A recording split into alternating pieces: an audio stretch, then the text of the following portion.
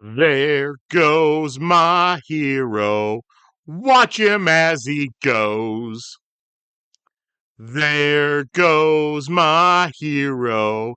He's Cosmere Chronicles, the podcast where we follow two first-time readers, Sheta and Justin, who chronicle their journey through Brand Sanderson's Cosmere series. On today's episode, we'll be chronicling the Stormlight Archive, Words of Radiance, Interludes 1 through 4. So now, let's throw it over to the host of Cosmere Chronicles. This is Joe!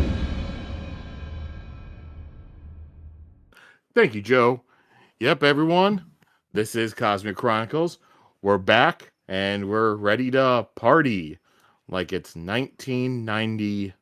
We won't copy Prince. We'll go, let's go 5. And a good year that is too. I should have been queued up with stuff that came out in 1995, but I was not. I think Bug's Life came out that year. No, it did not. Toy Story did. Toy Story, yeah. One of the Pixars came out and changed the world. GoldenEye and 7. And Judge Dredd and Jumanji and Die Hard 3 and Casper and of course Mortal Kombat. So a good year. Judge Dredd. For some reason, I thought Judge Dredd came out earlier than that. I'm just trusting this random list. Oh, and of course Species, Babe. When I think Mortal Kombat, all the best. Yeah, that's enough of a party. Was there a normal Disney movie that came out that year? Pocahontas. Okay. Oh, Less and of course, party. the greatest year, Curse of Michael Myers. Oh, no. A Goofy movie and Heavyweights as well. I already listed every movie in 95. Don't trust what Joe's saying. He's lying. I love Heavyweights. Here we go. Here's a movie that I remember watching so many times as a kid when I rented it. The Big Green. It was I have no idea what the fuck that is, and I don't really want to learn. Well, let's watch it instead of doing this podcast. Oh, it's the one with this poster with a fat kid fucking a soccer ball. I see it now. Oh, yep. Don't say that. Yeah, that fat kid was also in The Sandlot.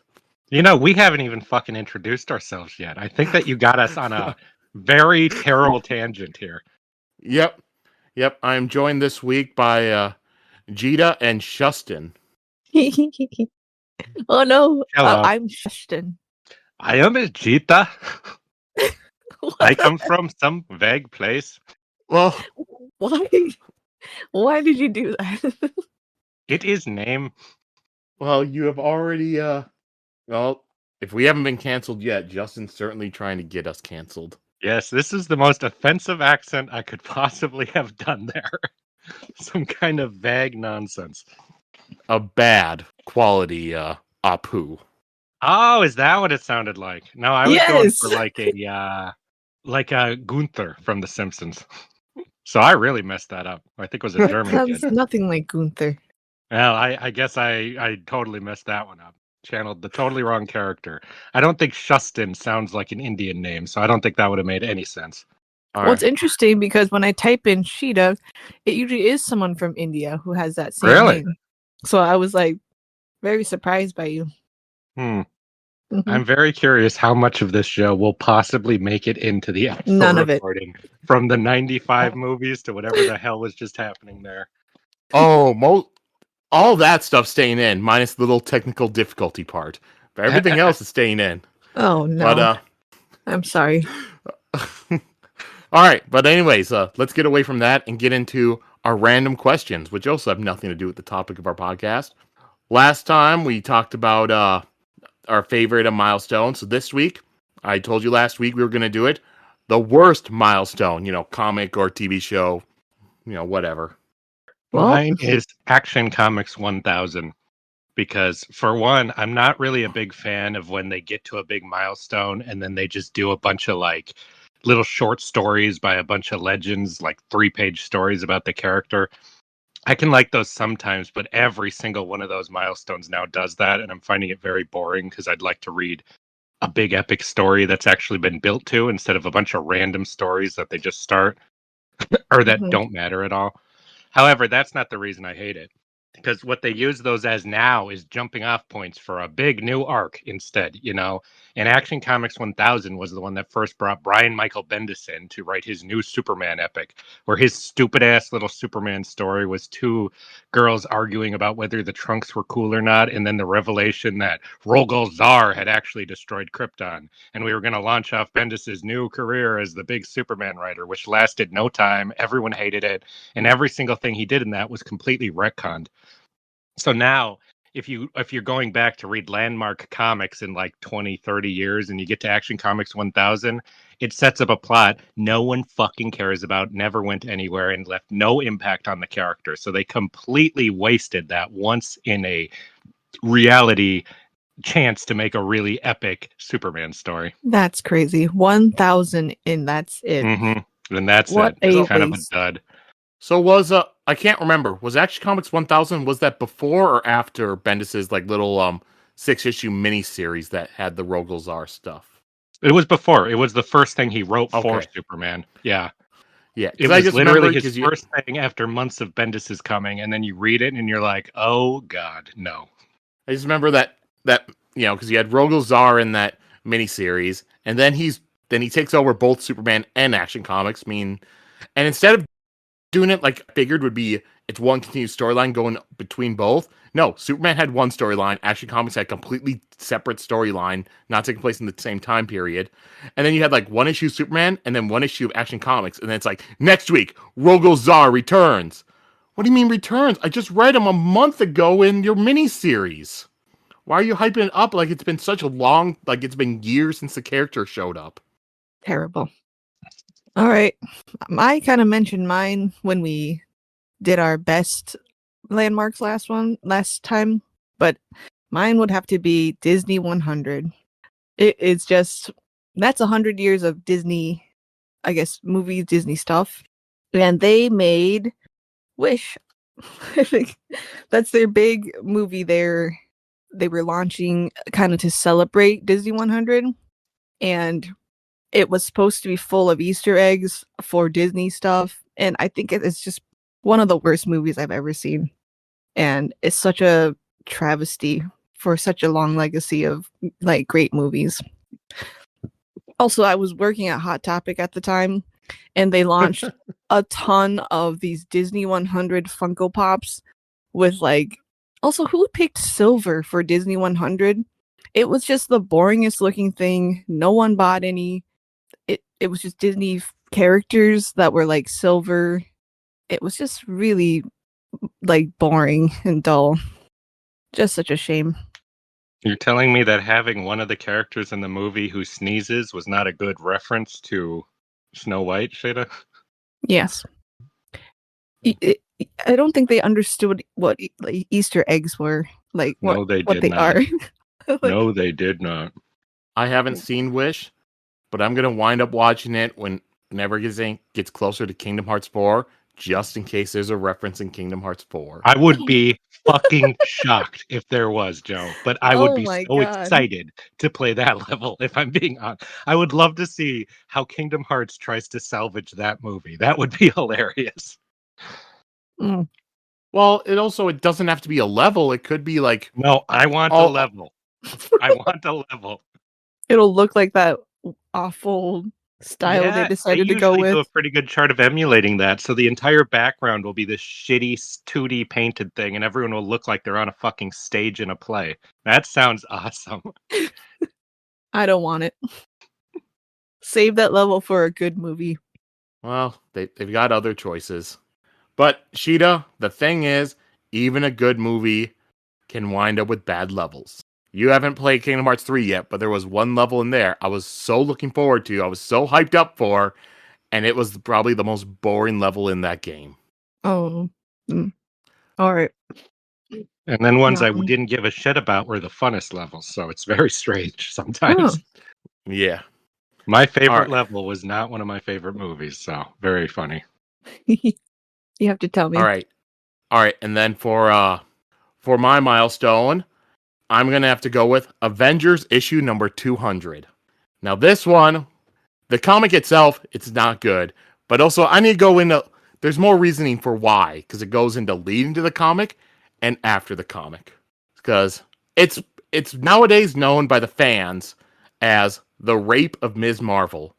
Kind of both figuratively and sadly also kind of literally. So Carol Danvers, at the time she was known as Ms. Marvel. Modern people know her as Captain Marvel. But she started off as a side character in the Captain Marvel comics, had her own solo series, Ms. Marvel. It did all right, had like 20 some issues, and then got canceled. Then their character moves into Avengers, and she's a member of the Avengers for a while. Now, leading up to issue number 200, there was a scene in like issue 196, 197, something like that, where you have Ms. Marvel and Scarlet Witch talking, and they're talking a little bit about having kids and stuff, because Scarlet Witch, she doesn't know if she could have kids since her husband's an android. And then Ms. Marvel mentions, "Oh no, I don't plan on having kids." Then that issue ends with all of a sudden, she's kind of sick. It's like, yep, turns out Ms. Marvel is pregnant. And then literally the last panel is her in the background crying because she's finding out that she's pregnant. She has no significant other or anything. She's just randomly pregnant. And yeah, so then next couple issues, she's pregnant, and then she goes through her pregnancy fast. In issue number 200, she winds up giving birth to like some random baby. And she doesn't want to see the baby, because she didn't want it and stuff, and some weird stuff happens. And then there's like some sort of weird attacks going on. The baby suddenly ages really fast up into adulthood. And then she goes see it, and then the baby turns out it was like Immortus' kid from Limbo or something like that. And he had seen Ms. Marvel from there and fell in love with her. So he went and he magically, in order to escape, had to become like her child and get birthed. And then, he helped defeat the villain, and then he's just like, yep, and then we're in love. And then he and her are going to go off and be married to each other. Oh. And then she's just like, all right, I'll go with you. With the rest of the Avengers just standing there like Thor and Beast are like, have a good time, you two. But anybody reading it's just like, what the fuck is going on? It seems like she's been brainwashed by this guy, and all the Avengers just letting her go off to get raped. Yeah. That is messed up. Yeah. And and the thing is, in fans, they didn't like it. The next year, in Avengers Annual number 10, Chris Claremont came on to write it. And he had written a lot of the Ms. Marvel comics, so he knew the character. He probably had some love for the character. And he pretty much comes in, and she returns, and she pretty much just blaze into all the Avengers, being like, what the hell was wrong with you guys? Clearly, I was not in my right mind. Something was going on. Just let me leave this guy. Yep, and she also said, like, he just died or something like that. And then Chris Claremont, and that issue 200 messed up Carol Danvers' character for so long. Chris Claremont, he brings her into X-Men, tries to repair her character there. Then eventually she, like, joins the Starjammers, becomes binary, all sorts of stuff. Kurt Busiek tried to help her character in the late 90s when he, was doing Avengers. She joined up. But she's still, like, once his run with Avengers was done, she was just gone. It wasn't until House of M, where she came back, had a major role in there, and then after that, she got her own ongoing Ms. Marvel series, and from that point on, she's pretty much always had her own solo series. But for a good 20, 25 years, from Avengers 200 to House of M, her character was ruined by that damn comic. And the sad thing is, there are 4 writers listed on that comic. None of them take credit for it. They all blame the others. Oh my gosh. And I can tell what their idea was. Their idea was, all right, we don't really want to use Ms. Marvel character. We want to remove her, make room for a new Avenger character to join in. That happens all the time. But they kind of want to give her a happily ever after. She goes off and she's in love and stuff. But they did it in the worst possible way. And instead of introducing a love interest and stuff that she has builds up, it's like, shit, she doesn't have a love interest. Well, she's with this alien that impregnated her. Now, why didn't they adapt that in the new movie? I think that would have been really popular. That should have been the Marvels. Yep. Probably would have done about as well. Yep. I would have seen that.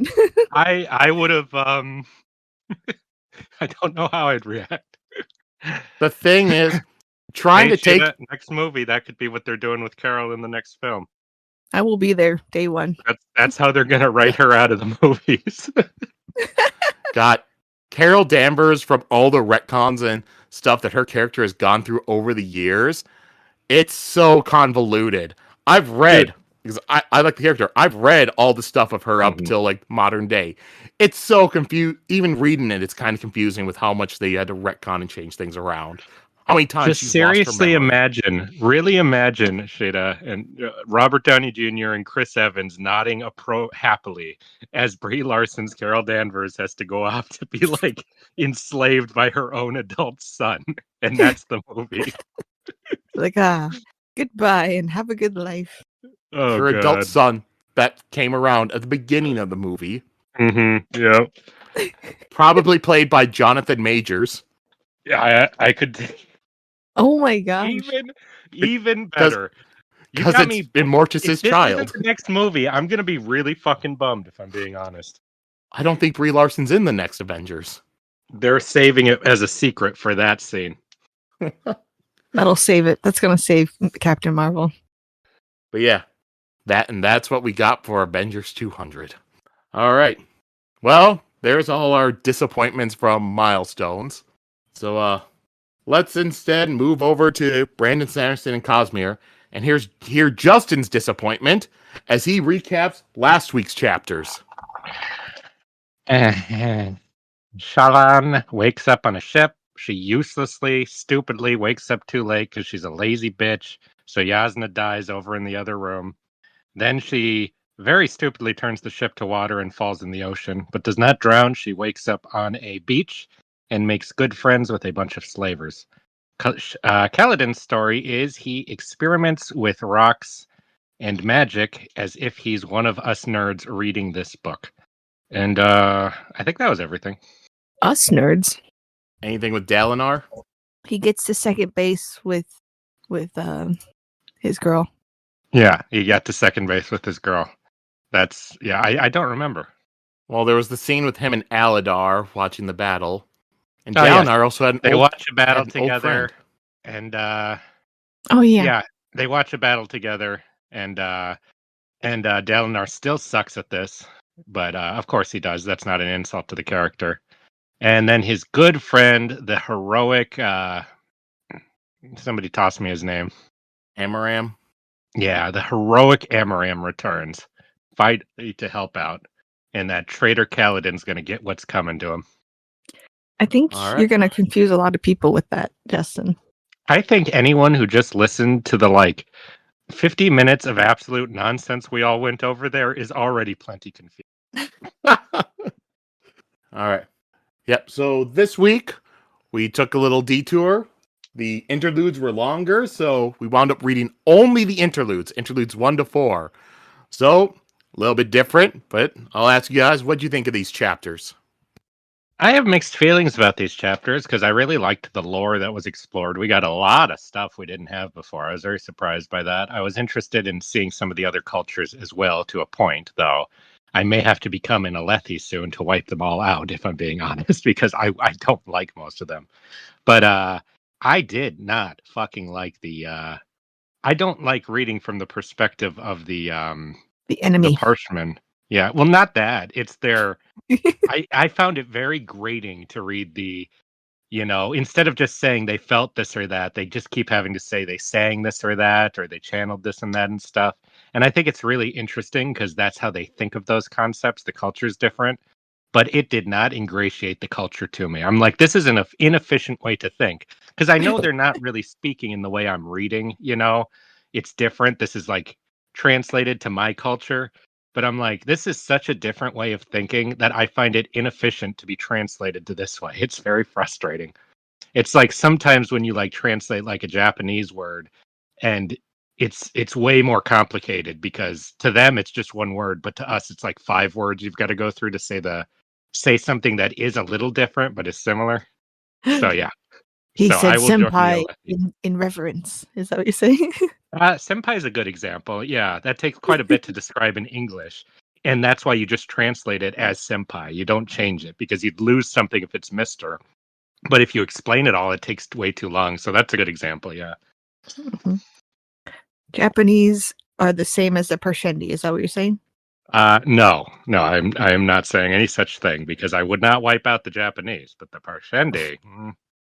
Wait, Justin, are you talking about the attuning to the rhythm of the Lost and stuff like that? stuff like that. That, and it was more specifically, I don't have the book with me, but just like, just whenever they talked about an emotion, it was always they hummed the emotion, or she heard them hum the emotion or touch upon it, and then she knows what that means based on that. But in a normal way, you'd just say he looked like he felt that. It's not even a criticism. It's just it was grating as shit to me. I did not enjoy that. So that's my mixed feeling on that. It's Actually, it's actually kind what of I think- similar to what's really interesting about it is you can tell. I should save this for later, but they're more in tune with the Spren because instead of thinking of their emotions, or maybe that, yeah, instead of thinking their emotions as something that you just feel and you see on each other, they're tapping into something bigger, like, singing to this, reaching to this and stuff. So it's kind of like the Spren just appearing around people. So I find it very interesting. I just hated reading it. That's all. Mm-hmm. I see. Sheta, your thoughts on these chapters? I think we got a lot of information. I do think it was very different and jarring to read so many different point of views for such a longer time. Like, it felt like a different book. So I'm curious if we're going to see any of them again. Like, we saw a couple of them before, but I'm just curious how all of this ties in and how it's not just another chapter, but they're tucked into the interludes it's just, I think maybe this is purposeful in that, I don't know, in the effect of it being not in the main story, in that maybe all of these characters have something else in common, that they live on a different plane or something else, or in a different world, so that's why they're all here together, I don't know. It's just a lot of times, or before, there's some meta stuff in the books where like stuff was hidden in the prologues and stuff like that and changed, and like there were clues everywhere, like out in the book, in the actual book, in the words. So I just wonder if this is kind of an experience like that for us as we read it. So I don't know, just thoughts. Yeah, and also remind you, last book, Zeth was a interlude character. For each interludes, there was a Zeth chapter. Oh, a real chapter? Yeah, each time there were interludes, one of the interludes was always Zeth. Oh, okay. Yeah, I see. So he's living there. Interesting. All right. Well then, let's get into these interlude chapters. Starting off, interlude 1. I'm just going to put this here because first one's an Eshonai one, and she has her own chapter heading. So here's her little chapter image. All right. So interlude I'll never 1. get over the shell armor. It will always creep me out. I feel like everything in this book is trying to make me as repulsed by the Parshendi, like physically repulsed as they possibly can, while also trying to make me like sympathetic towards them. So I find it very, very interesting.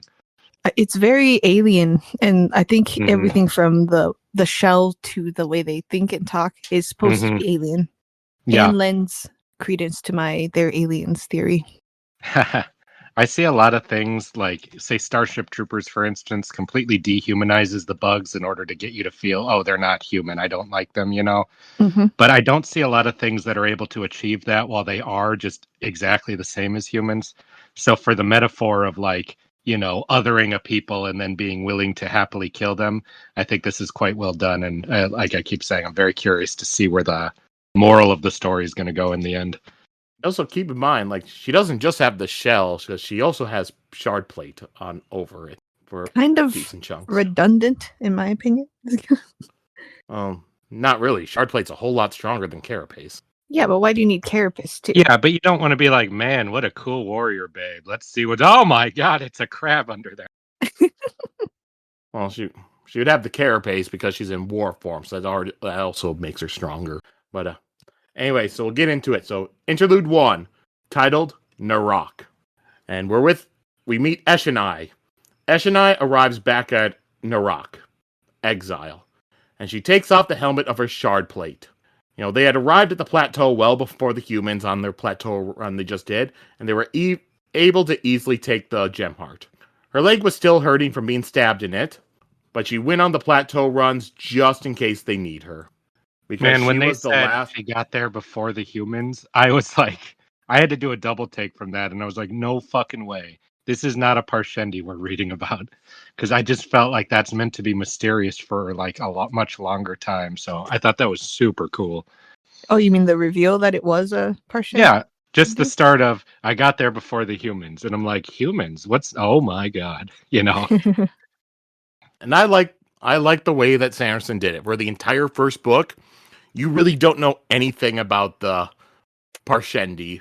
It's like you just see them only from the Alethi side. So you're questioning like, are they monsters?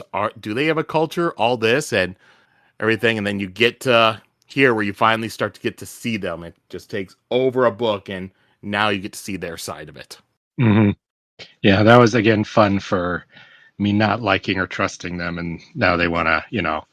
A lot of times when they do this, I keep hammering this in, but they'll be like, oh, you're fighting these aliens. Oh, actually, the aliens are just like humans. So you were racist all along to fight them. And that's the lesson. And, you know, that's fine the first time you see it, but like the other 50 times it gets old.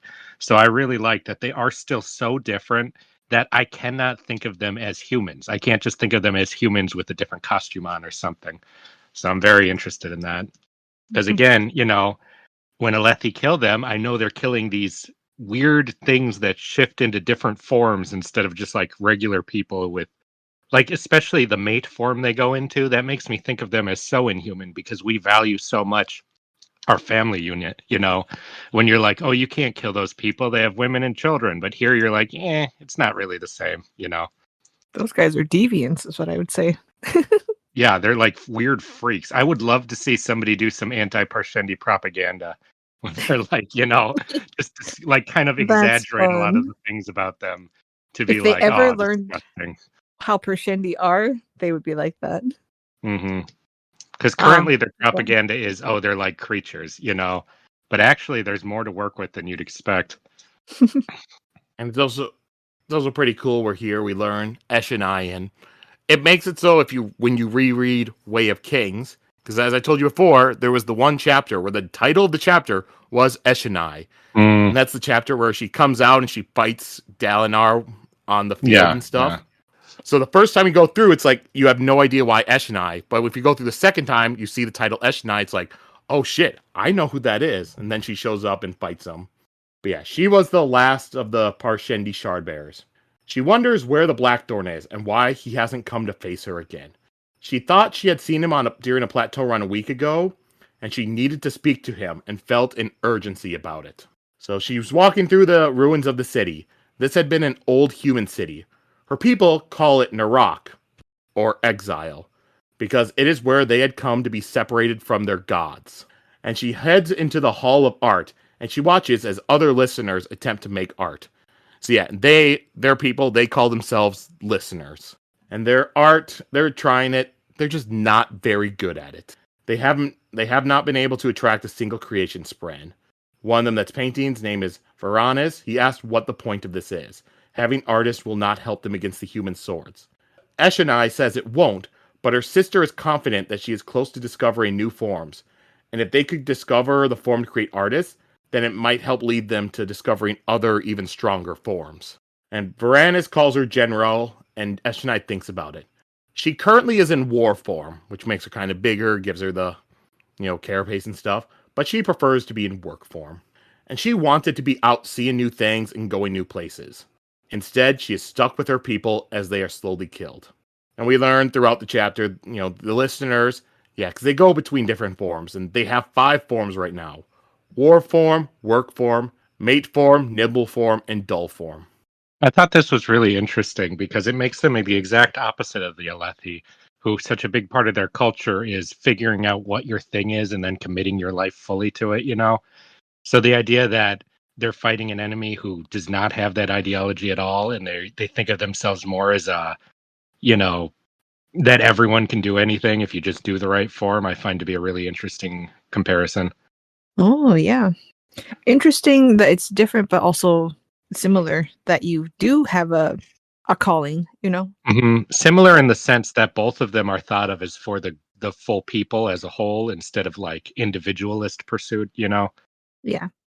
But it also makes me dislike and distrust the Parshendi.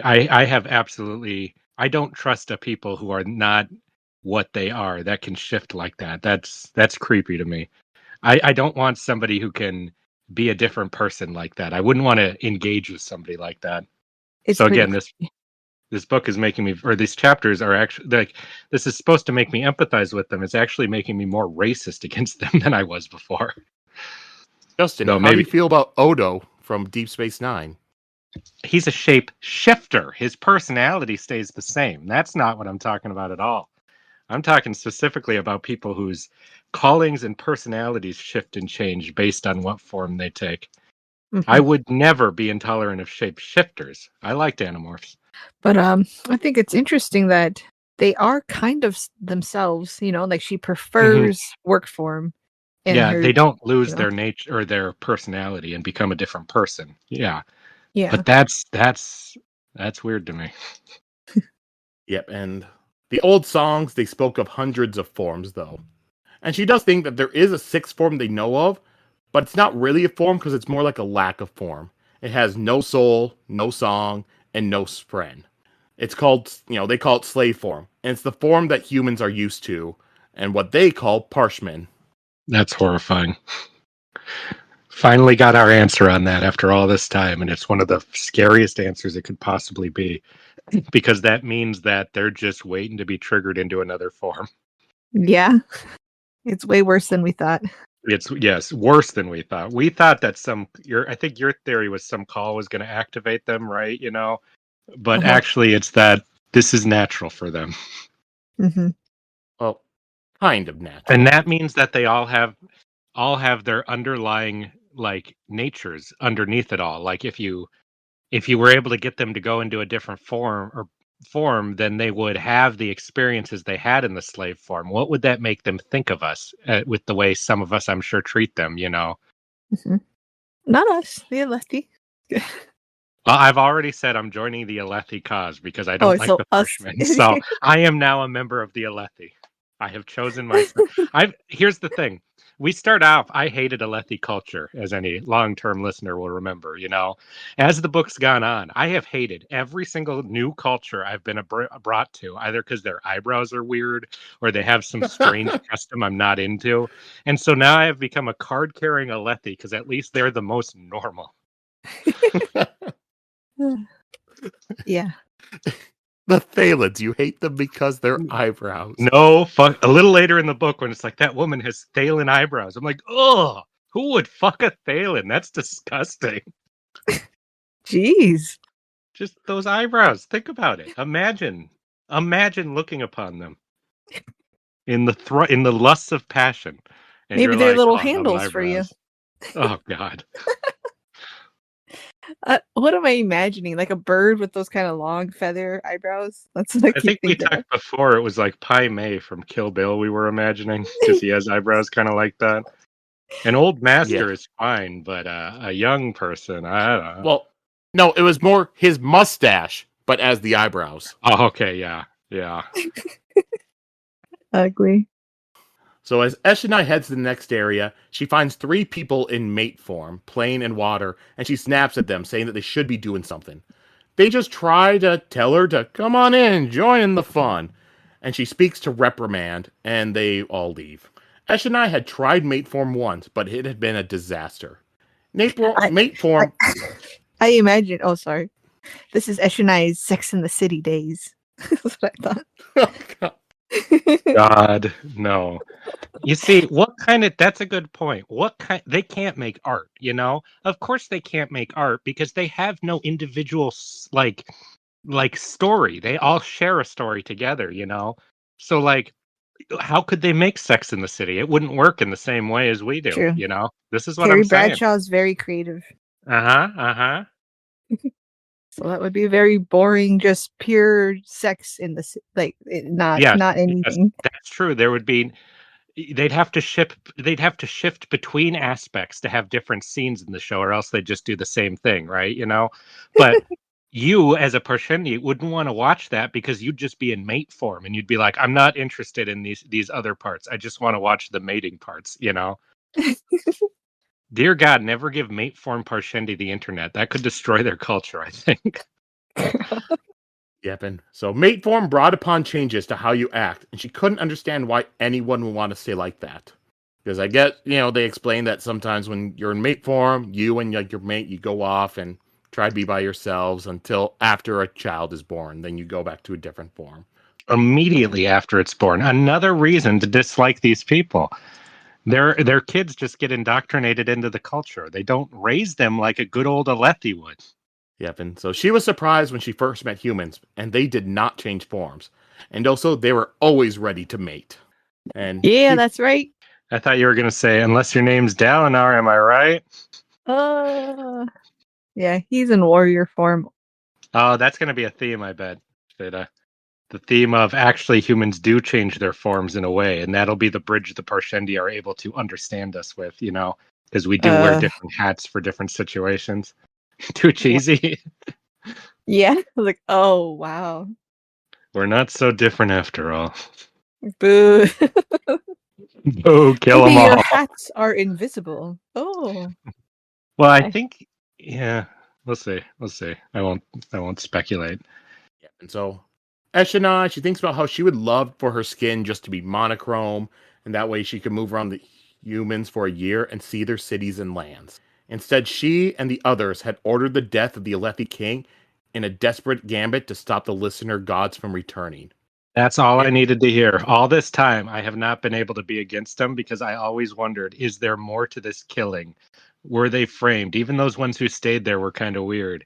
Now I know they did kill it, and they believe it's to stop some kind of weird prophecy thing that I don't know if it's real or not. That's what made me a card-carrying Alethi right there. I'm like, they killed our king. They admitted it. But it was to stop something, maybe something bad from happening. Well, from an Alethi perspective, it would be some stupid made-up cultural shit of theirs. Though I, as a reader, think that it's something real. Yeah, okay. That's true. The fact of the matter is they killed our king. Mm-hmm. If they're like, oh, we're trying to stop the great turtle from rising, I'd be like, shut the fuck up, Yeah, but she later thinks that like everyone else that was made the decision for it was killed. So, like, how long is it before it's all right? We've killed enough Parshendi. They've killed the leaders that made the decision. Well, that comes down to how much of a true Alethi you are, Joe. And it sounds like we're going to have to, as the great Sadius did, sacrifice you to the Parshendi to weed out the weak from our cause. Yeah, the price is never going to be paid. Yes, the price will never be paid. Not as long as there's gem hearts to harvest. I mean, more traitors are Parshendi to cut down. Well, I guess that when we picked our characters to marry, I did choose a Vaden. You chose the Alethi. Of course, disgusting. What's wrong with you?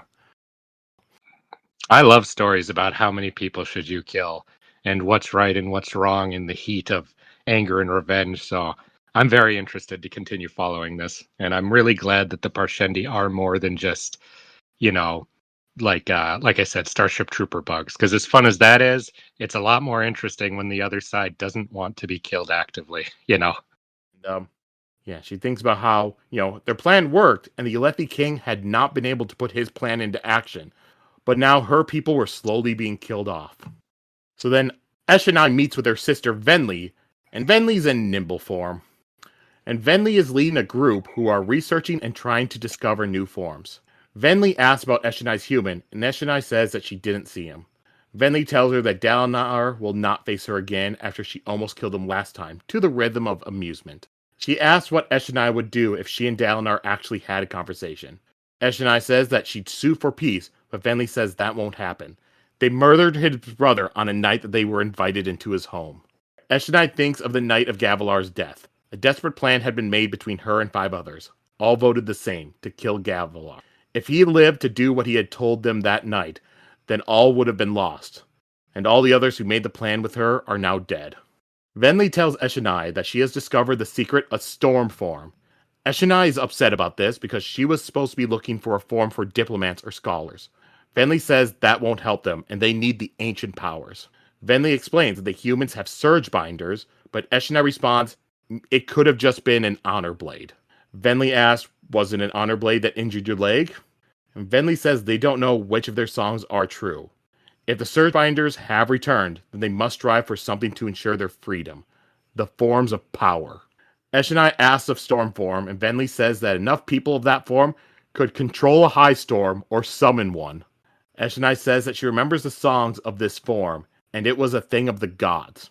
But Venli asks if they can truly trust the accuracy of words sung so long ago. When they were memorized, their people were mostly in dull form. And Demid, Venli's once mate, adds in that they must take this risk. But Eshonai says they could negotiate with the Alethi. Centuries ago, they escaped their gods and the humans. Demid says that their ancestors left behind civilization, power, and might in order to secure freedom. He would not give it up, and with Stormform, they could destroy the Alethi army. Venli adds that with them gone, then Eshonai could go back to her exploration. And Eshonai says that she will consider this. And that's the end of the chapter. They want to live, they want to win. They don't want to be wiped out. But I truly feel if they succeed at this, and I don't think they'll be able to destroy the Alethi army, they'll kill a lot. And then what we Alethi are doing now will look as a mercy after what we do after that. That's what I think is going to happen. You don't believe in that they could reach just some sort of peace talks, so they don't have. You mean? No, I think the girl's right. I think that if they're on the ropes and the Alethi realize they're on the ropes, there's not going to be any peace talks. They're going to finish them off. The only way you can have peace talks is if both sides have enough, threat to the other side that it's in both of their best interests to have those talks. So I don't think so. Plus, the Alethi love war a lot, and it's clearly starting to help them, it's going to be the tool that lets them come together as a people, So I think that going to war with them is only going to help their society and hurt your society more and more the more you escalate this thing. Because right now, this is a war game. No Alethi is really afraid of the Parshendi. If they become afraid of them and this becomes, in their mind, a fight for their culture and survival, I think things are going to get real ugly. Well, Dalinar's trying to change things. He's trying to change things, but if the Alethi make that move, Dalinar will have what he needs to unify them all under the king. It would actually benefit what he's doing in a very scary way, No, well, already we have Dalinar and Kaladin who don't want to kill the Parshendi. I don't think it'll be a matter of being afraid, but being I don't really want to kill any more people. Well, sure, but what if they kill thousands upon thousands of your people, including non-combatant women and children? Then how do you react, no matter how much you want peace, Well, I think that if the Eshonai talks to Dalinar, I think that might be the only chance. Sure, I would agree with that. I think that would be your bridge to a peace. But if Dalinar comes back saying the Parshendi are actually pretty cool, we should make peace with them, with the tenuous feelings people already have about him, how is that going to go over? Yeah, no, right. As of this point, it would not be. It would be disastrous. Yes.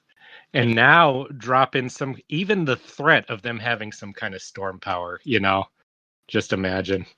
Not only would we want to kill them, we'd want to learn the secret of that power, Mm-hmm.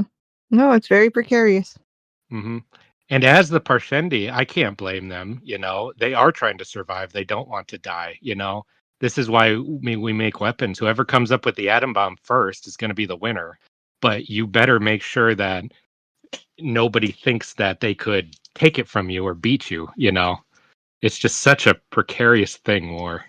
AKA, I'm super excited to see all of this happen, and I hope it does. I want things to get really dark and unhappy.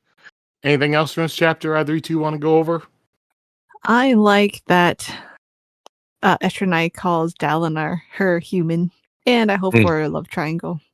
Actually, I think it was Venli called Dalinar Eshonai's human. Yeah, because he probably talks about Dalinar all the time. Sheta, they can barely they didn't even know there were female Parshmen, Yeah, and he stopped himself from killing one. I just don't think he's gonna have a love triangle with something that looks like some kind of weird crab monster. Dalinar so far has not done anything with his new girlfriend. So Dalinar has nonstop been like, man, she's so hot. I've wanted to like hook up with her since I was like way younger. That's been his character this entire book. Why is he gonna be like, but it's he internal hasn't. beauty that matters. When he sees her, Eshonai, he's gonna have the thrill, and then they're gonna go for. Oh my god, no! I may stop reading. He'll say, "Shall we keep our shard play on?" And he goes, "Yes." Oh god! Why do you do these things to me? What did I do to deserve this? Sheta, there are so many other characters that are not dating anybody. Why does it have to be Dalinar? Because they already have an established relationship.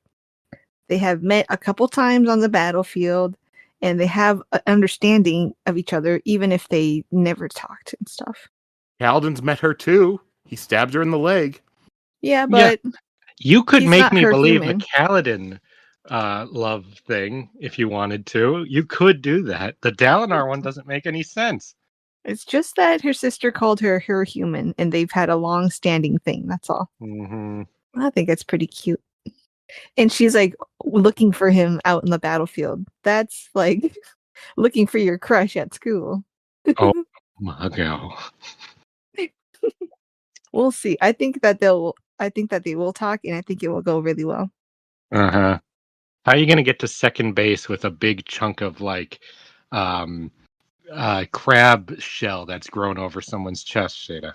There's a flaw. She goes here. into mate form, of course, Justin. Oh, okay. Justin, are you against all listener-human relationships? Yeah. No, I'm not. But that's kind of irrelevant because I think we need to cut the whole of them down. So genocide. You're pro-genocide. That's what you'd call it. What it actually is justice for the death of our king. We don't need to use such an ugly word for our enemy that aren't even human, Joe. Yes, you can only commit genocide against humans. There's my argument. Yes.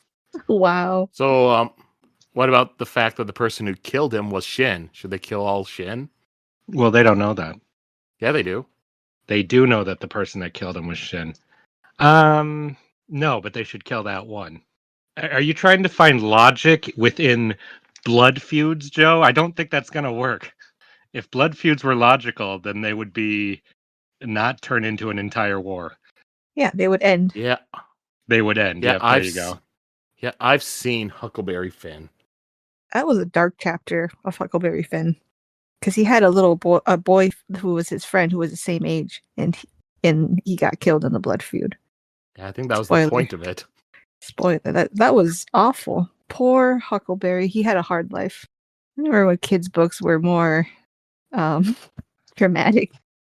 Well, how many kids' books do you read now? Yeah, what are you talking about? We got like Hunger Games and stuff as kids' books nowadays. I guess so, but it's not sure the there's same. Even worse stuff now that since I've fallen, since I have no idea what's in them. I guess they're pretty sad, but it's just the tone of it. The tone of it's very unique. All right. Anything else from our chapter? Mm-hmm. I just find all the forms very interesting. And interesting that the limitations of their forms and their form of like powers and stuff is interesting that they're limited as well.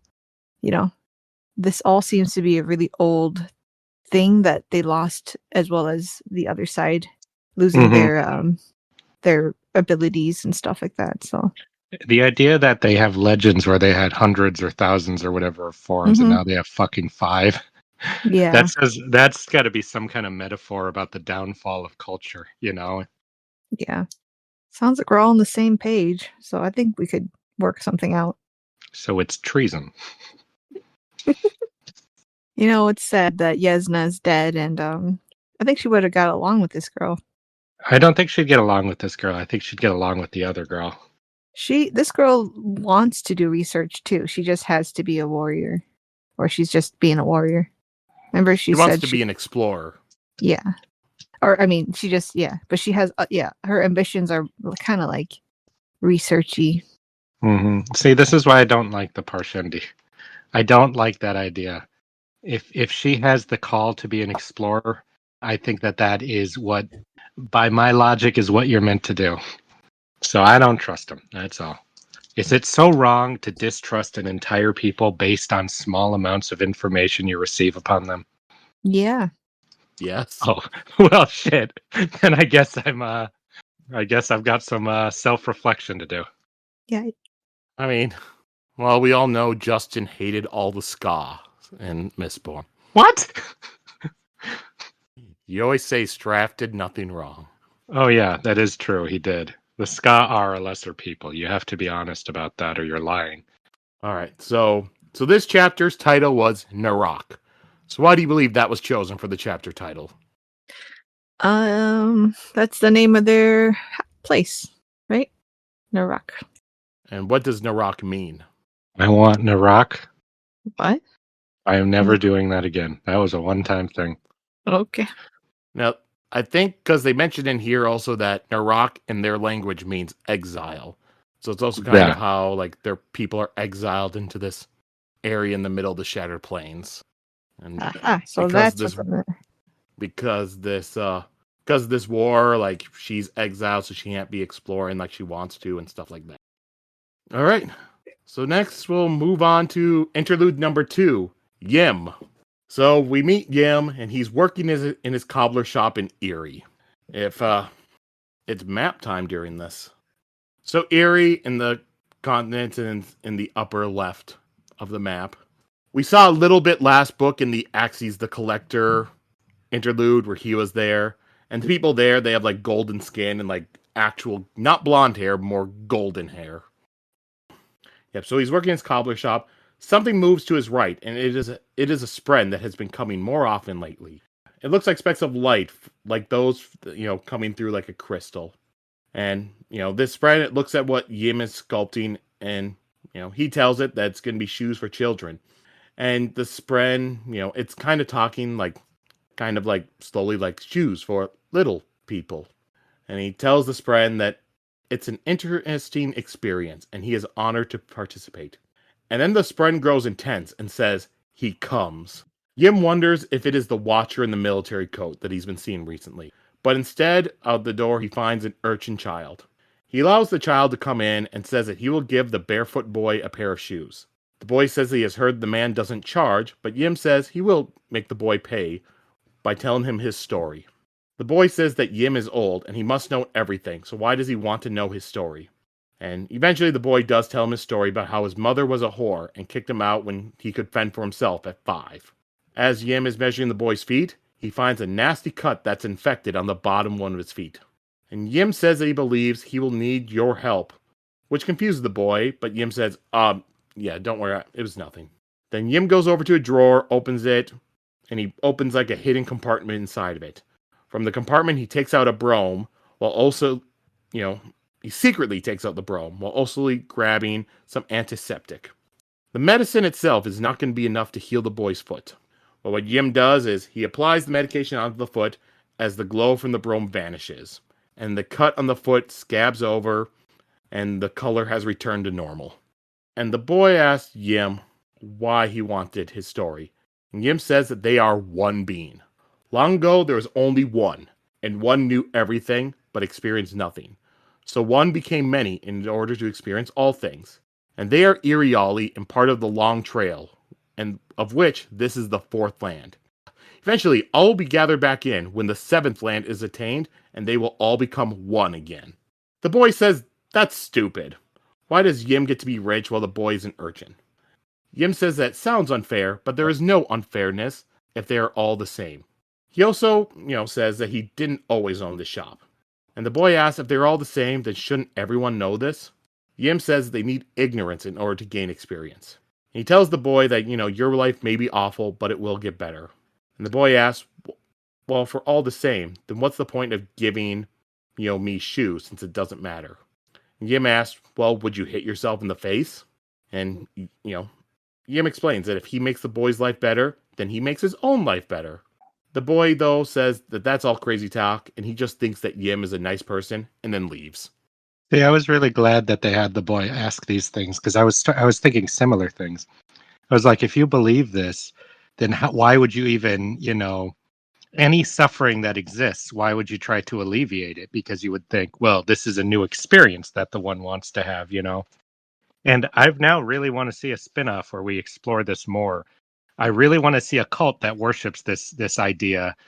And what they do is they think, oh, we want to unify with the one sooner.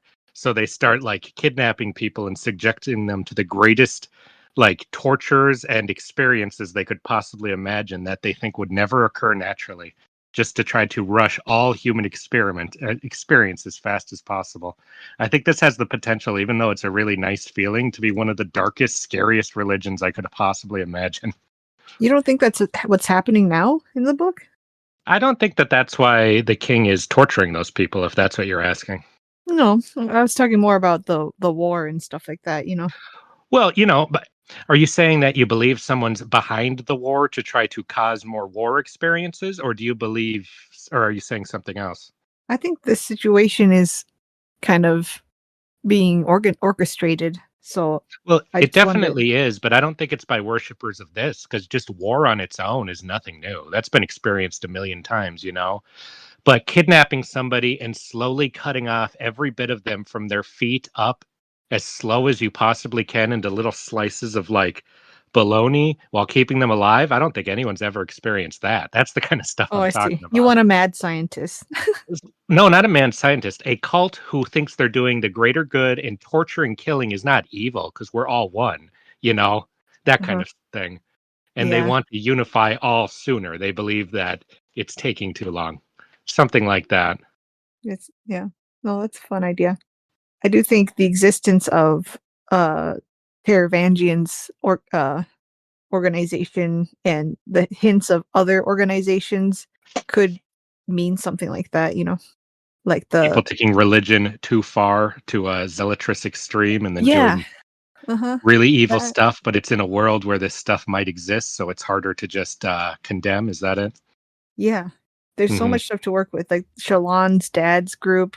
And, it's just a lot of stuff like people, and there's information seeming like only a select group of people seem to know and want to keep to themselves. Even like Zeph's weird deal, like with his people, like there's so much of that going on. So, I could see that. I would like your cult to be part of it. That would be interesting. My cult would need to be wiped out. That would be the most abominable thing that could ever the exist. worst one. If he doesn't do that idea, I'll have to write that book. I also think I think this one metaphor or this religion is really funny because I'm like, this guy just worships Brandon Sanderson, right? Who was sitting around and he's like, man, I don't have enough experiences. I'd like to have more. I'll write a whole bunch of books with all kinds of characters. Like that's what any writer kind of feels, So I think it's funny that him and all of these characters come from his imagination and are all a part of him and return to him when their stories are done. I think it's one of the most meta religions I've ever seen, so I find it very interesting. Funny. I like that. No, I guarantee that's what the logic behind it is. Justin, they said here that this is for the Iriali. This is the fourth land. So that tells me they're just the new gods. All right. So the boy leaves, and then the Spren says he's still here. Yim looks, and the boy, he is gone. But then he hears a sound from behind him, and a dark-skinned man with a pale crescent mark on his cheek, who is also wearing silver and black uniform, walks out from the back room.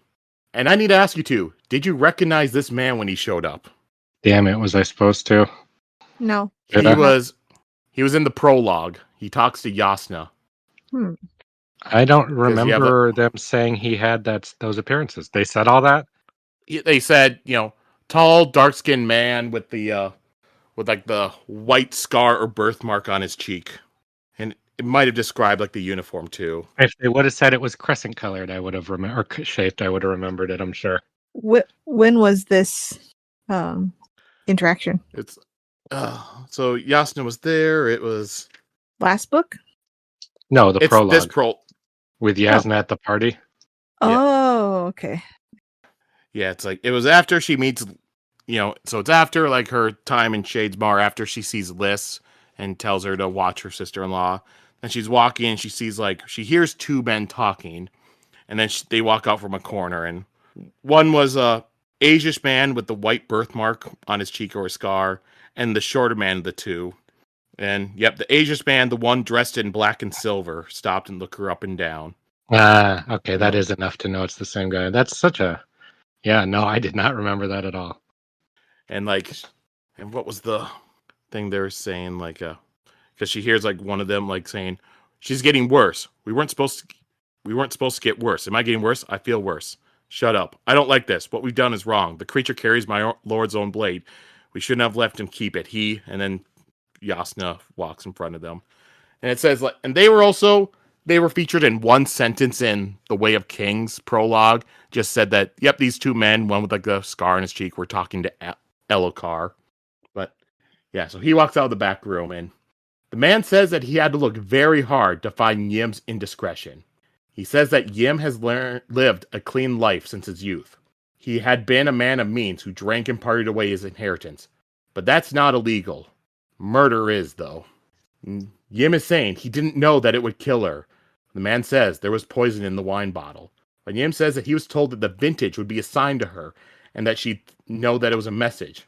He explains that he had been desperate for money and he needed to eat. But the man says he is still guilty, and he summons a shard blade. So Yim begins to run away, and Yim thinks he's going to die, but his friend tells him, use the light. And then the man shoulders Yim, and he drops his spear. And Yim tries to say, it was 40 years ago, but the man says that justice does not expire. And then he stabs Yim through the chest. Yeah, frickin' Judge Dredd is in this book. I didn't expect that. Yeah, so we get this nice little chapter with this cobbler telling a nice story. We see he's kind of got his own spren, heals the boy's foot, and then he gets killed. I really wanted him to make it. Did you? Yeah, I imagined he was like Geppetto, and the boy was like a little Pinocchio boy. He committed a crime, Sheta. Don't you believe in justice? I was like shocked because I kind of got creep vibes the whole time from him for some reason. So they Really? I wouldn't say I got creep vibes from him. Jesus. It's just weird to lure in orphans from the street with free shoes. Like, So you're like the kids who are untrusting, right? Yeah. It's interesting that he's so understands that. He's never like, why do they never trust me? He's just like, well, yeah, I mean, a lot of people try to take advantage of, the underprivileged like these kids are. I'm sure they've seen some horrible things. This guy offering free shoes just doesn't seem real at all. Yeah. So when he was like, actually, I will make you pay. And I was like, oh no. That's not precisely true. Yeah, that scared me. But his crime seemed not as bad as I thought. So I don't think it's worth hunting somebody down 30 years ago unless that was like that guy's wife or daughter or something who died. Didn't seem like it because he's like, I really had to look to find something on you. Mm-hmm. I don't think it was either. This looks like just his job. See, this kind of a private sect detective Judge Dredd guy is interesting. Like they seem like agents who are just put on go and then have not stopped, and they're just going down a list or something. Well, it's interesting that, yeah, I don't know. I'm very curious about this guy. This is the most interesting added element of these to me. Because he's just the way he talks and the conviction he has, and that he went to this random nobody guy basically for something that nobody cares about anymore, Yeah. And it did not seem like he was like, oh, they found out it was you and your sins have come past. It was this, you were an accomplice to murder, so you must be murdered kind of thinking, Very interesting. All right. Anything else from this chapter you two want to go over? I was just glad when he died, not because I wanted him to die, but because, I always find it fascinating to read chapters through the perspective of somebody who is not clearly slated to be killed, but dies anyways. So I found that interesting. Another of those experiences that a writer would want to have without having to live. Did this chapter end with experience ended? Like, yeah, that was awesome. I love that so much. I'm like, what's happening? Like, what are these stories? Are they just all gonna be like that then? Like, if this is the story gonna be what he was saying, like, yep, you've served your purpose, your story is over, you now could join the collective and be done. Maybe this is your cult, Justin. Well, also he dropped the word Cosmere, if I'm correct, right? So he knows that concept. He knows there's whatever they call the universe, that it's not just this one place, it's a bigger idea. So I found that interesting too. So yeah, it wasn't just him having this weird kooky belief, it was him having it backed up by some kind of like concept. Interesting. So is the Cosmere this god then? That's interesting. Oh, because we also heard Yasna talk about it. We know it's a word within this world. We don't know what it means to these people, though, exactly. Oh, I know, but maybe what this guy said is a clue. Like we're all part of the Cosmere, Brandon's world. All right. Yep. So now we'll move on to interlude number 3, Risen. So Risen, we met her in the last book, so she's back this time, and Risen was riding in a boat towards the Reshi Isles for her next trade. Her Babsk, Vistim, was resting in the back of his boat. He has been sick lately, and she thinks he will be fine, but she remembers the blood that she saw on his handkerchief. And their flotilla's guide, Gu, says that they will arrive soon. Risen asks, well, what does soon mean? And he says, it could be today or it could be tomorrow. The islands here kind of move. And after a little bit, Gu points out to the land, and he says, see, soon. And as they get closer, Risen is shocked to see that the island is not just a moving island, but it is a gigantic great shell that people live on. And she asks why nobody ever told her it was a living creature, and Gu says, it's better to see. We never tell the new people when they first come. It's just funny. We're just trolling you. And as they get closer, Risen spots some people running past a dock-like shell, completely naked, and she blushes. She's not an Alethi prude, but she felt like they should at least wear something. And she's told, well, that's another thing that we don't warn the newcomers about. And so, Risen, she checks back with Vistim, and he says the trade must happen. Risen says that she will go to the king and the traders and ask them to come to the docks to negotiate. But Vistim tells her that these people aren't like the Shin, and that his weakness will ruin the deal. You must be bold with the Reshi. She says that the Reshi are relaxed people. And Risen, she then sees some of the naked people running around and realizes that one of them is Thalen. And she's even more shocked to realize that one of them is an Alethi. And Vistim says that the people, they seek out this place to live the life of the Reshi and simply go with the island. And he tells her not to let her assumptions about the culture blind her to the individual, or she will fail. Vistim tells her that she must trade with the Reshi. They know much of foreigners. Many of the Reshi are carefree, but there are many who are not. A trade is like a fight to them. And Vistim says that they must hope Talik isn't here because he is their best trader. Vistim tells Risen she is not ready for this, and she agrees. And he says that it's good that you finally realize this. But he tells her that this conversation, it's not going to be a negotiation. The terms for the trade were set years ago. This is not about what she can get, but whether they believe she is worthy of the trade. She must convince them. And then Risen, she heads onto the island, and she's with Killerm and Nalent as her guards. As they head up the shell, Risen sees some people jumping off, pretty high area into the water. And then she hears a voice saying, they're just doing it to shock her. They jump from greater heights when foreigners are here. And Risen looks around, and she finds a blue-skinned man that's covered with tattoos and wearing only a loincloth, hanging from a tree by his feet. You're telling me I'm supposed to get descriptions like that and not become intolerant of all these other people, Joe? Well, you met this guy last book, too. He had an interlude chapter. Blue people. I don't remember. What was it? He was Axes the Collector. He had, blue skin. He had, the tattoos on his body and stuff. He was researching Spren and Eerie. Oh, that guy. Yeah. Well, how many blue-skinned people with tattoos have you met? I don't know. It could be a very common thing in this world. What I mean is, I didn't remember anything about his skin color because I was reading from his perspective. From here, it's from this girl's perspective, and she's like, what the fuck? And then she has all this other stuff they add in to make it that these people are not very trusted, which I think is very interesting. I think a big thing, because it did say it in his chapter, and I think we get it here. It's like, I think here she calls it his Voidbringer shadow, because his shadow goes the opposite direction. Oh, yeah. I wouldn't trust that. When you get into things like shadows going the opposite direction, I feel that that is a good cause to think somebody's an abomination against the very fabric of reality. I can't even argue with that at that point. Jeez, so intolerant.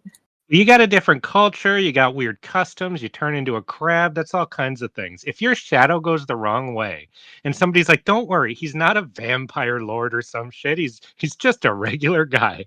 I'd be like, "Then why do the laws of nature not work for him? He is an abominable different thing. You are not going to be able to convince me to be tolerant of something that doesn't even abide by the laws of the reality that I need to be the laws of reality for me to even exist." That's all I'm saying. You want to call that intolerant? I ain't gonna fight you on it.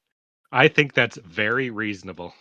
You know, Yasna's shadow went the wrong way in the prologue of this book. Yeah, but that was on accident. She wasn't like, "Yeah, it's cool that my shadow goes the wrong way, huh, guys?"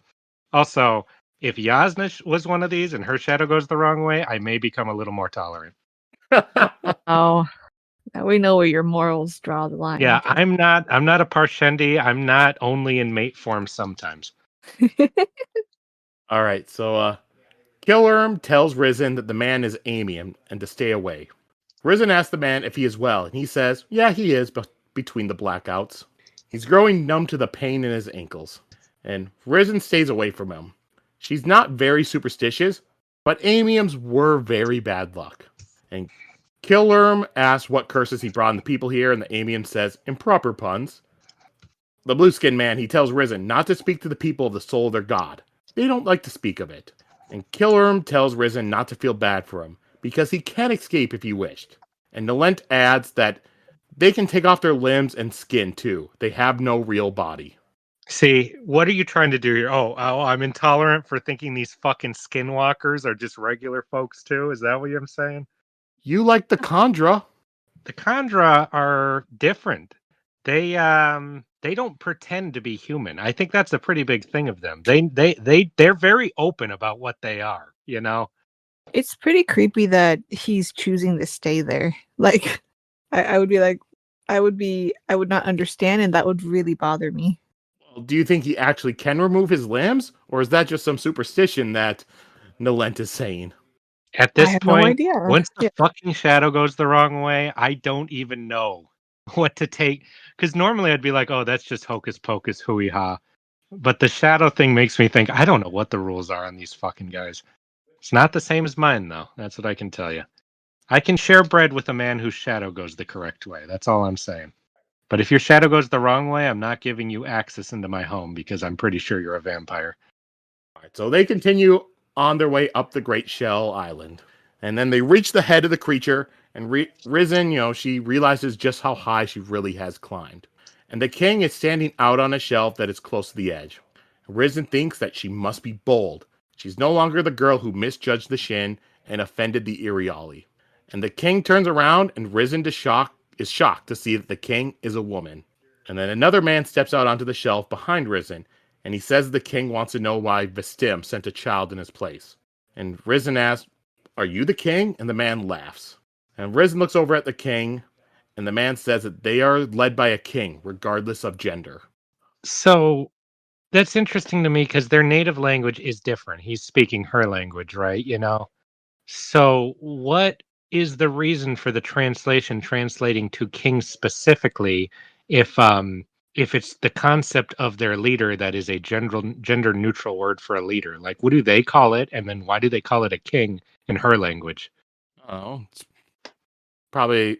I just I'm think it sure might be I similar do believe to. that the answer is a reason. I do believe that.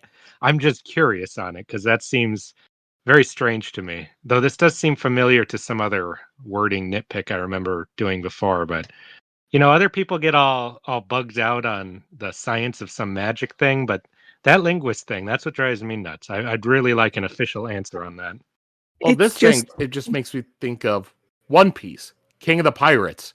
You can be a woman and How is become King of that the Pirates. remotely similar, Joe? In what way is that similar to what I said? Where is the translation difference in One Piece between different people talking? I'm not Well, you're saying going. that you can be a king and also like, have that just be a title. I'm saying, why is that the word? That's what I'm saying. I thought they were just being fastidious in a way for them to get a leg up on foreigners. Yeah, but they wouldn't even know that was the word unless. No, this guy, the translator, does. Well, no, because they called the title king down before they even went up there too. Yeah, because they deal with a lot of foreigners. That's just my take on it. What it would have to be is somebody came over and used that word, and then they started appropriating it as the word leader. And then they got really annoyed when people said, no, there's another word for that means a female leader. And they were just like, nuh-uh, there's only one word for leader. And then it was just that, and then they just got annoyed with it. That could be the only thing that could make sense, I think. Yeah, that's how I worked it out. Yeah, that seems kind of stupid. Their culture seems kind of stupid. Well, I agree with that. If they did have like a sort of thing with like a king and stuff that was always male, and it wasn't until like this one or maybe a recent one where they had a female one, and they were just like, no, we're still just going to use the male term we had. Yeah, they have their male term. I'm not complaining about that. I'm saying the translation of king, because their native language is different. That's our word out here. I totally get the idea that they have a word for leader that does not have gender, and the concept of having a different word for a different gender is asinine to them. That's not what I'm harping on at all. You got me, right, Sheta? You understand? I understand. But you think it's not worth even talking about. Is that what I'm hearing? Yeah, it sounds like this culture is kind of like dickish, and they just want to do that. So I'm criticizing the writing, you're criticizing the culture. Is that this correct? Is a culture that didn't even want to tell people they live on a great shell, or that they want to shock and awe people and have this vibe around them. So I totally believe they made this up too, just to be like, we're so you think cool. They're just a troll culture? Yeah, they're like, oh, they're just showing off to you. They're just, like, they want to shock you and be like, oh, we're such a cool culture. Like, so you think that they know full well that what they're saying with this king title doesn't make sense, and they're just keeping it that way to be dicks. That's what your theory is. It follows how they've been the first time we met them. So that's all right. I will say though, Sheta, the person that's not telling them about the island is not Reshi. Sheta, it all fell apart. I go back to criticizing the writing. Because they talked about how he's a Pure Laker, so he's not actually part of that culture that's not telling them about like the islands and stuff. Sure, but what about the divers and stuff? Like I think that anyone would do that. I don't think that's just this culture. I think a lot of cultures would do that, even in our world. If you've got this thing you do casually that freaks out other people, Well, I'm talking about an experience from her point of view. It has all been very similar to me. To all the things she experienced seemed very similar in a specific. So that question, just to you, you're like, well, these people are assholes. That's your answer. I've had a terrible time so far. So. Oh, so you really related to her? Is that what you're saying? I don't like. Oh God, these fucking weird people. Yeah. That's funny because last book I remember you saying you hated this character. I do. But this book you're saying you had a terror. You referred to yourself as if you were her. Yeah. I cannot like a character and also not like an experience. Sheta, I have to say, you did this with Shallan, you did this with this character. Do you just hate yourself? Is that what it is? And so whenever a character is like you have an instant dislike of them? It may be revealing. Has this book become a therapy session, Sheta? No, it's a torture. I have to listen to myself. Just that sort of thing. I kind of feel that way sometimes with characters where it's like, you know what? I like reading, but if I'm reading a book and a character shows up that also loves reading, first thing I'm like is, I'm not a fan of this character. Ellen shows up like reading, and I'm just like, yeah. Song of Ice and Fire, you had like the I loved that guy in Song of Ice and Fire. That's hilarious. You had a dislike of him. Well, he was all right, but also I did have a little bit of like, I feel like George is trying to pander to me and make me like this guy because he reads. My exact feeling was when he's talking about, I don't go on adventures, but a reader goes on many. I'm like, man, I really relate to this guy, was my thought. So that's funny. Maybe I just embraced that in a character, you know. When I see a reader, one of my first things is, I feel like this author's trying to pander to me, being like, he's like you. He likes reading. You need to like him. Eventually, I can come around to it, but at first, I'm just like, no, you don't tell me who to like. I decide who I like. I do have that sometimes. I still can't admit that I like a character like Law in One Piece as much as I do, just because he's obviously designed for me to think he's super cool. So I do have that sometimes, just not with somebody I relate to. That's funny. That's specific. What? This guy's just like me. He's like, this is who I would be in this world. No. Oh, I definitely felt that with Shalon. Oh, she's an artist. She's all like sheltered and sassy and clever. She thinks she's clever. I'm like, hey. Oh, yep. I feel very honored when I find a character like me. So either you guys are insane or I am, one of the two. So, like, when you see, like, Muten Roshi in Dragon Ball, it's like, finally, someone I can relate to. I do not relate to Muten Roshi. I do not sit there watching fitness videos all day and trying to spy on girls in the bathroom. I don't know what freaking impression I'm giving on this podcast, but You do like large breasts. Okay. Now, all right. So back to Risen. So Risen tells them that her master's indisposed, and she has been authorized to speak for him. And so the man there, he tells her, all right, fine, the trade is off then. And Risen figures out that this man must be Talik.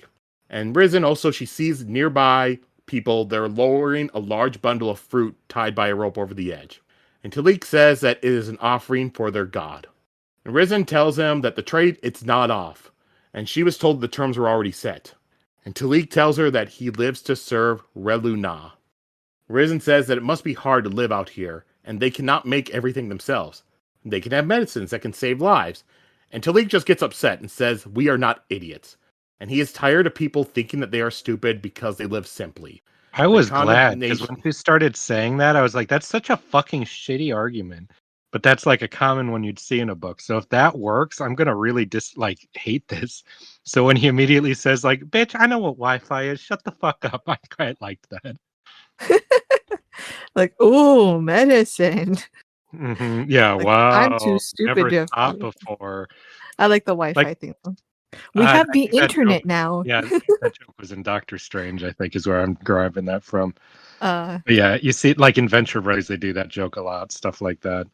Yeah. But yeah, especially because they have a lot of outsiders. I thought that was very stupid of her. She was getting me really mad with her negotiation tactics. But I think it's funny that this book and the previous one established she is shit at that. That's why she needs to learn about it, you know?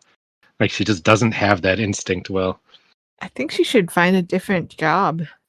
I don't know, because when she thinks about it, it seems like she's taking to the ideas. She just doesn't have them applied yet. That's how I see it, at least. I just think a good salesman has some natural skills already. But she's not trying to be a salesman. A salesman is a skill. She's trying to be a merchant. That's different, I think. A salesman is a talker. He's a liar. I don't mean she's a literal salesman. I just mean it's similar in that you got it or you don't, you know, and then you build upon that, you know. I don't know. I'm a terrible salesman, so I can't judge it that well. Also, technically, she's a slave. Oh, okay. So she doesn't really have a choice.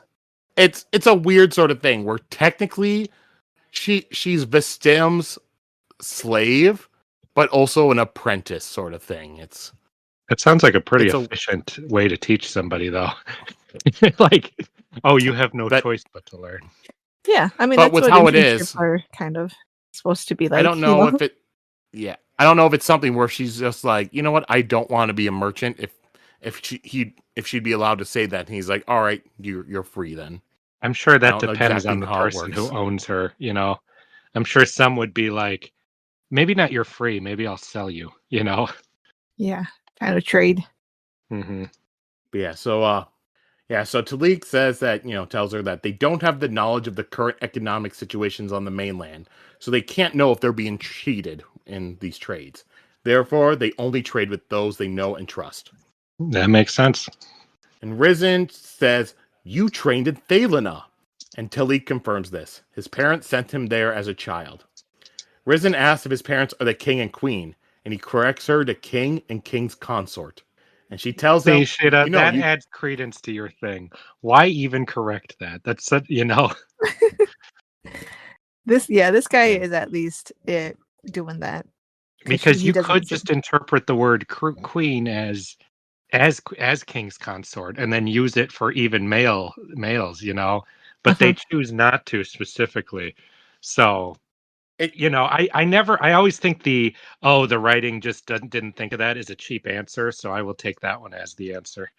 It could also be like in our world where king would be considered above queen, like Queen Elizabeth. Prince Philip, he was not King Philip. She chose to make him a prince. Yeah, but isn't that not different based on different cultures, even in our world?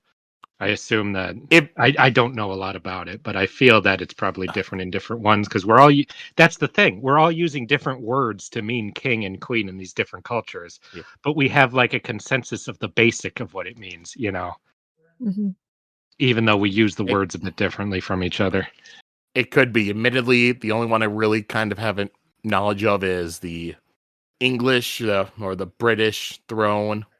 Maybe a little bit also of like the French throne and stuff. It's more than history, I got. But I only know fantasy ones. Mm-hmm. Useless. Not in a trivia contest. A very specific question, maybe.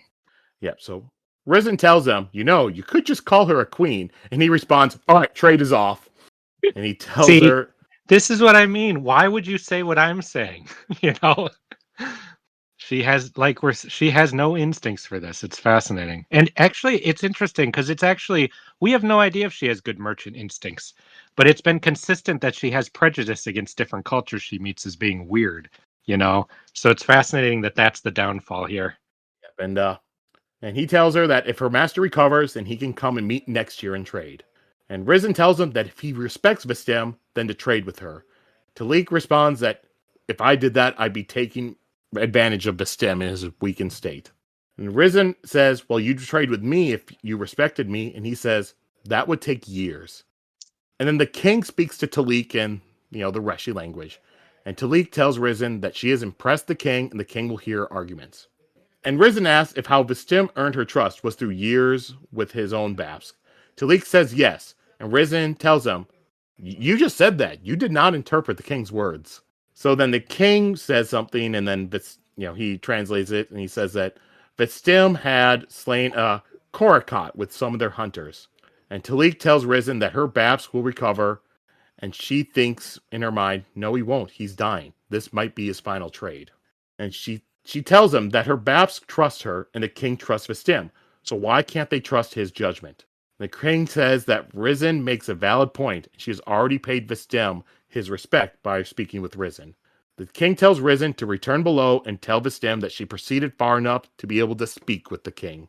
But Risen thinks that she cannot fail her Babs now. She tells them that she will speak with someone with even more authority. Talik tells her that there's no one with more authority here, and Risen says, yes, there is. Then she runs over to that rope that's feeding the creature, the great shell they're on, and she begins climbing down it towards Relu Na's head. And Talik shouts at her, and she tells him that Relu Na approves of boldness. He responds that there's a difference between boldness and stupidity. And Talik tells the workers to begin to pull up the rope. Risen at this point, she's climbed down about 50 feet, and she begins speaking to Relu Na, and she's telling him that they won't trade with her, so she is begging him. And Risen wonders, what the hell am I expecting to happen when I do this? That was my question.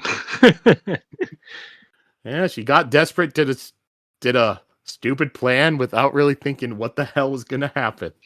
I do like the balls on it, but I would like a little more of what she's criticizing herself for here. And Talik tells her that the king commands her to return. And Risen asks Relu Na what he thinks.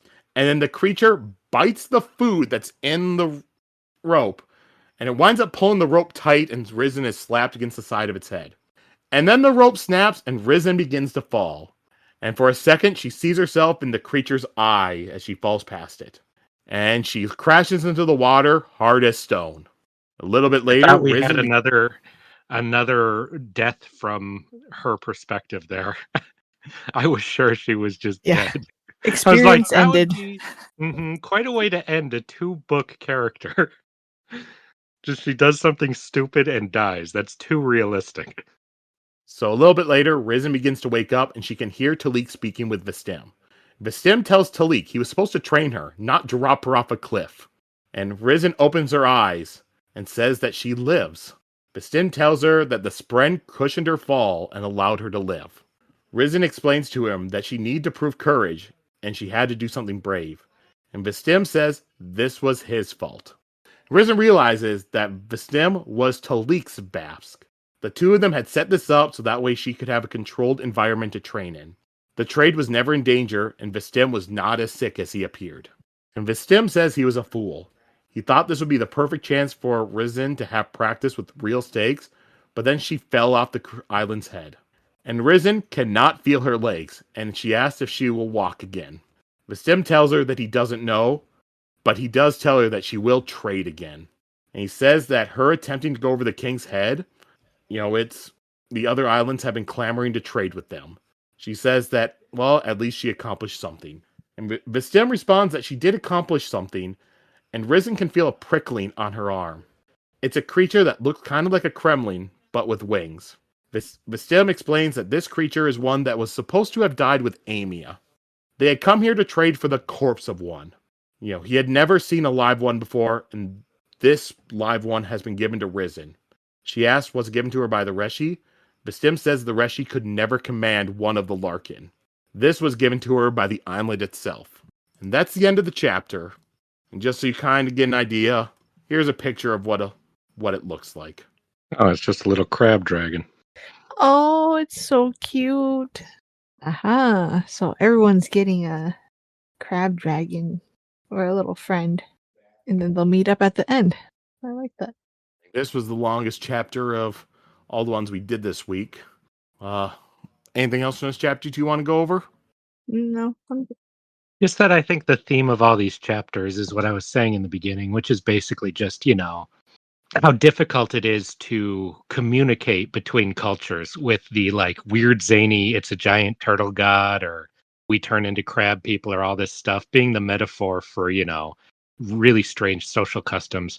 And I didn't know what the hell this character was supposed to be in the first book, but in this one, I think it's really interesting to have somebody whose job it is to communicate with other cultures and has the natural instincts to be like, oh, that's stupid, that's weird, and to see her try to overcome that in order to financially benefit from cross-culture, mingling. So it's interesting that all of these, in my feelings, had a theme to them. Yeah, you could learn from that, Justin. Get used to those eyebrows. No. Once we finish with the Parshendi, we will work our way across the rest of the globe. There's a lot of cultures out there we don't know a lot about, and we want to keep it that way. You just tell them to shave their eyebrows or cut them? Oh, we will shave them for them when we scalp their whole face skin off. Oh my gosh. So, do you think this book's going to just turn into a... Warhammer 40K? Yes, let's hope so. Just... All right. So now, our last chapter for today, Interlude 4, Last Legion. And we're back with Eshonai again. She got 2. So Eshonai is showing off a spren to some of her closest allies, and Thud asks what kind of spren it is. Eshonai tells him that Venli calls it a storm spren. Bila asks if it will help her kill humans, otherwise she doesn't care. Eshonai says that it could change the war. If Venli is right, then they'll have a new form and might be able to control the storms. Thud asks if Venli will try this personally, and Eshonai answers if the 5 give her permission. Bila asks again if it will help her kill humans. Eshonai says that if it is really one of the ancient powers, then it will help her kill humans. Bila asks why Eshonai is worried, and Eshonai answers that the ancient powers are said to come from their gods. Bila says she doesn't care, and if it would help her kill humans, then she would swear to the gods right now. and Eshonai tells her never to say anything like that. After Thud and Bila leave, Eshonai looks at the spread trapped in the gemstone. The right way to change forms was to enter a high storm with a proper attitude and sing a proper song to attract the proper spren. The listeners had learned about capturing spren from the humans, and now the transformations are more reliable. And there was something there about how you could, go into a storm, try to transform into nimble form, but if your mindset's not right, you could come out in mate form or stuff like that. Awkward. And then Eshonai heads out to meet with her mother. She thinks of how the listeners had once been hundreds of thousands scattered across the plains, but now they are a fraction of that. And, even though they did have division and conflicts, they had been a united people that had rejected their gods and sought freedom in obscurity. And she sees a group of them, that are in dull form. It's a form that's slow of mind and looks similar to what the humans call Parshendi. They have listeners take this form and act as spies among the human slaves. So Eshonai asks these dull forms if they took the form in error or if they are new spies. One of them tells her that they have this form, then the humans won't kill them when they come, and they leave. Eshonai is shocked that they would choose this. Forms cannot be forced. Their gods had not allowed them the freedom to choose their own forms, so the listeners would have that freedom. Man, I do not respect that choice. To just roll over and hope your enemy will not kill you because you're going to be so docile and slave-like. I just had a vitriol negative reaction to that when I heard that. Yeah, so did she. But I was like, ugh. It reminded me of the demons in Freeren who say mother or please. That is just fake. Yeah, so that humans don't kill them. If the humans are smart, they will see that, and they will gut them all down when they can't fight back, because what happens when they change to warrior form someday, Uh-huh. You can't just change your form and have humans think, oh, okay, they don't want to be violent. So that will not work.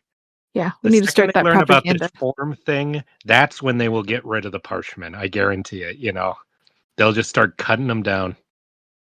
Eshonai arrives at her mother's house, and her mother asks where her sister is, because it is her day of first transformation. And, her mother says that she needs to leave soon before the people who own this house return. Eshonai tells her, no, mother, this is your house. Eshonai tunes the rhythm of the loss, but changes it, telling herself, no, my mother's not dead. You see, I have another question here. How does she have a mother who she has a relationship with, like we have relationships with our parents, if they leave their young pretty much as soon as they're born? I'm very curious about that, if there's an answer, because that doesn't really make any sense to me. I don't think it's that they leave their young. I think it's they transform to a different form once their young is born. Oh, okay. Yeah, that makes sense. So I just misinterpreted, or I just had a more extreme version of that. Okay, gotcha. And then her mother calls her Venli and asks where her sister is. She is never where she should be. And Venli whispers that she is now.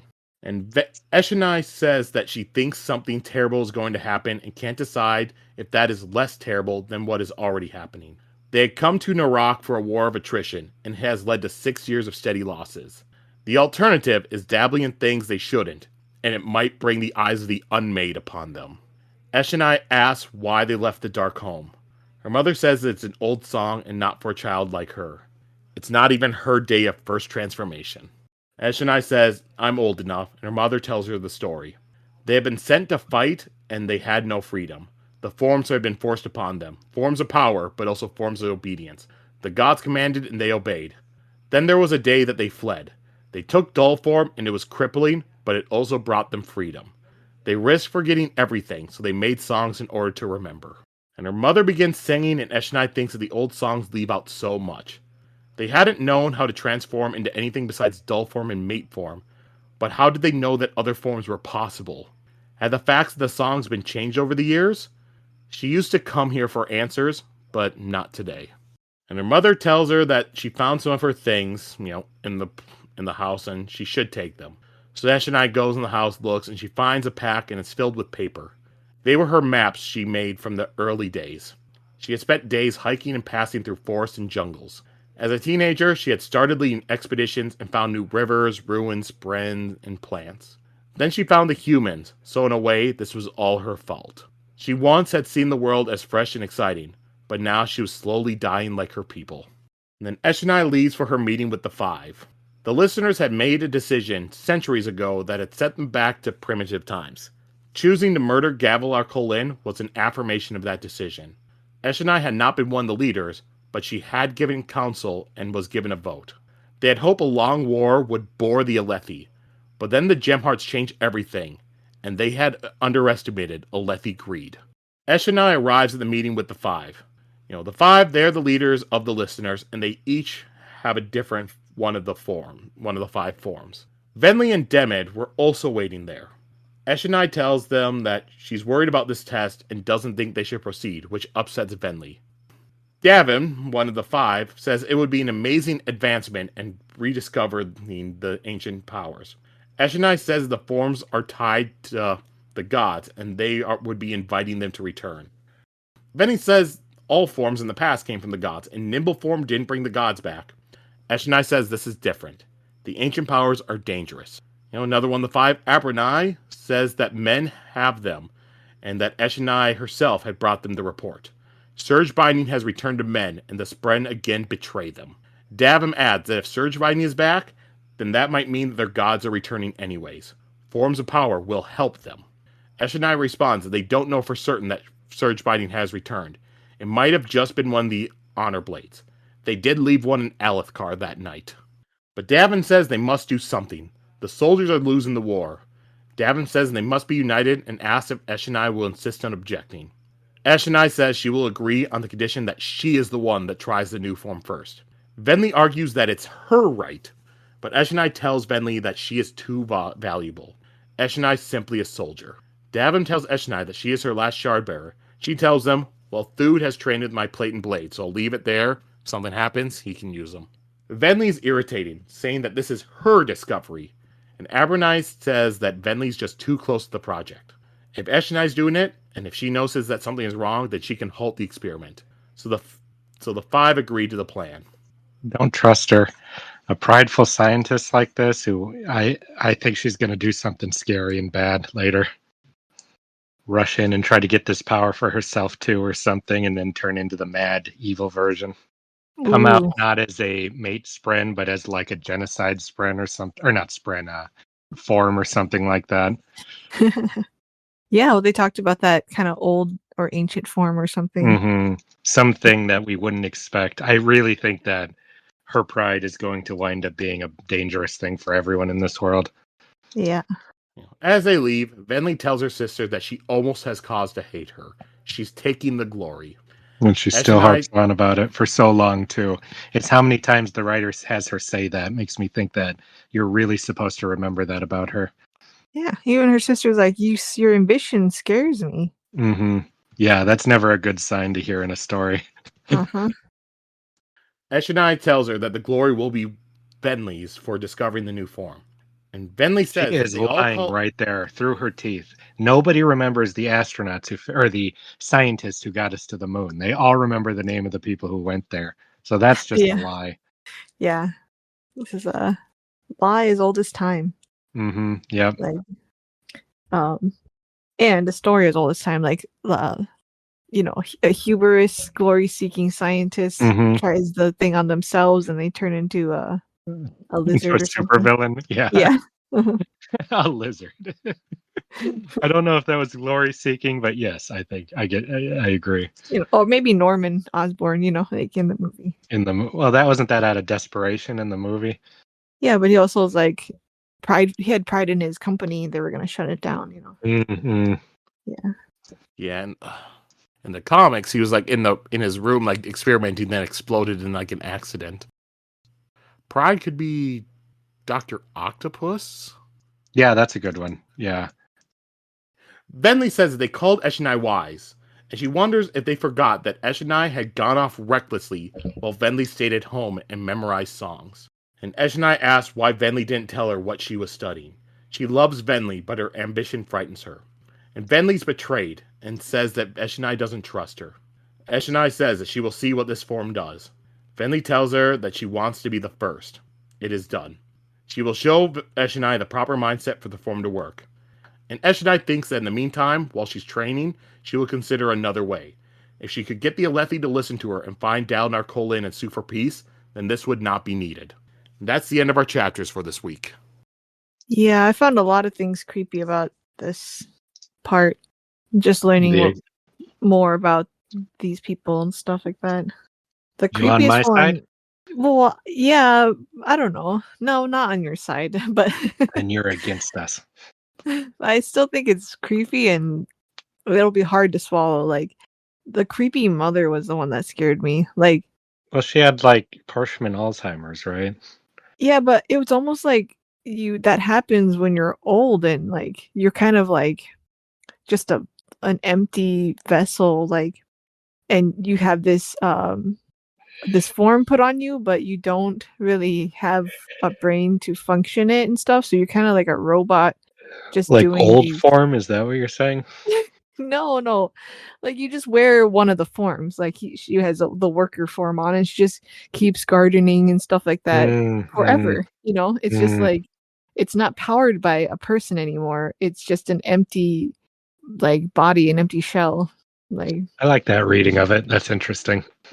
So like, it's I just really wonder what kind of people they are and how do they live forever or do they die eventually of old age like that, you know, like, or are there a bunch of old Parshendi who are just like put to work like that, or is it just a special case for her mother and stuff?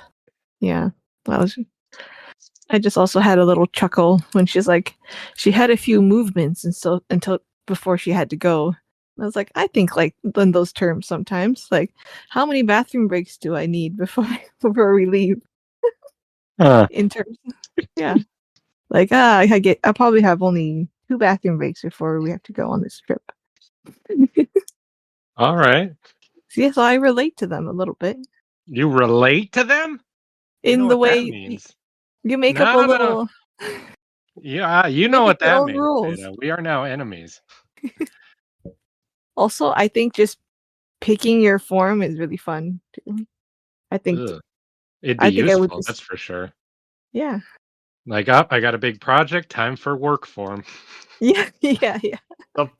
The forms remind me a little bit of Pokemon, the legendary Pokemon Deoxys, because it can switch between, because there's like attack form where its attack stat is really high, or you can switch to defense form where it's a really high defense, and like a special form and like a base form and stuff. Where so depending on what sort of battle you're going to be going into with it, you can change its form, change the stats. Very useful. Yeah, change your stats. But yeah, I think it's fun. I would just like play in mate form forever. Be useless. One of those. Yep.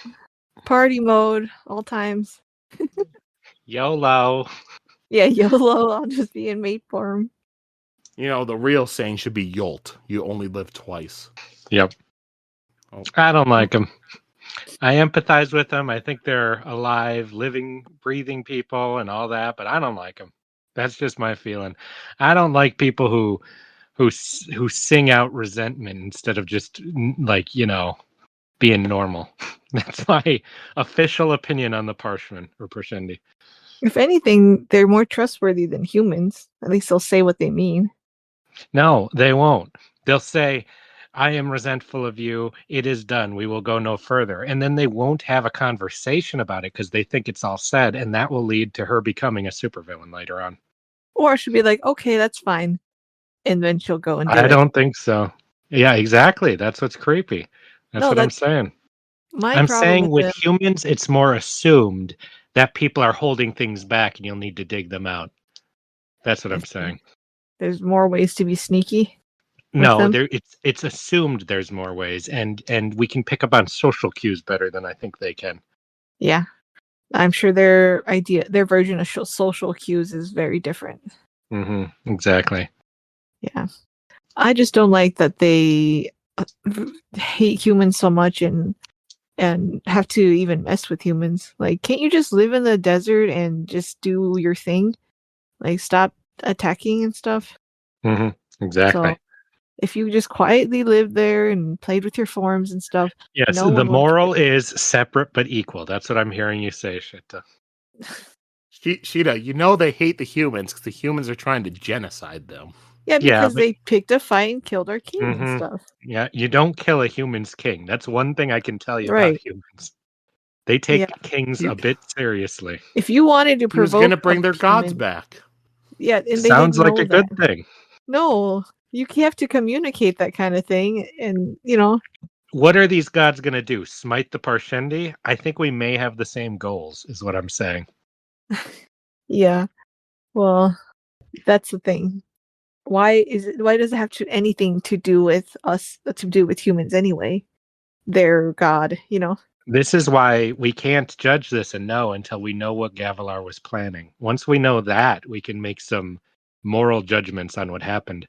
Because it could be very true that something, and they had no choice. That was the only answer because of weird magics and, God stuff.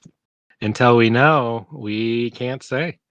I just think a simple conversation would have sufficed than just You're not only saying that, but I murdering don't the think that's king, true. I but don't think it would have betraying. sufficed. If somebody came up to you and was like, hey, you've got to stop whatever plan you're doing because you're going to bring our gods back and we don't want you to do that. My response would be, get the fuck away from me, So Well, I that's don't think a true. conversation would have solved it. If someone was coming and he's just like, oh, by the way, I'm going to summon Satan to the planet. We don't want you to do that. No, I'm going to do it. It's okay. It's okay. Does not allay my fear at all. Some things are a Chinese finger trap, so that that's the nature of different cultures and beings having to live together. So Be yeah. careful with the rest of your statement there. You're going to start sounding like my opinions on the Alethi here. I will never be that far, but it's also uselessly in the middle or something, So Why has our Listen, podcast become pro-genocide? only of the Parshmen I am not pro genocide. They're not even I'm just Parshmen. pro or war. Parshendi. Maybe You're right. The Parshmen are okay. They're the good ones. No, we need to they kill are them not. too. I'm They're very, sleeper very much. We agents. need to get rid of them. They're dangerous. Besides, this hasn't become pro-genocide. She does only genocide adjacent here.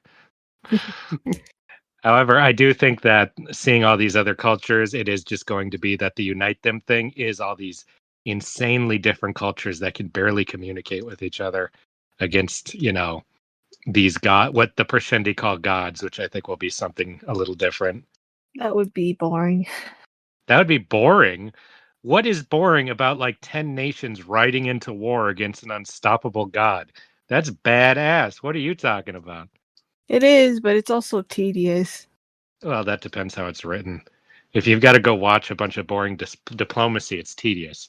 But if you just light the fires for Gondor and then have everyone show up, it's badass. Yeah.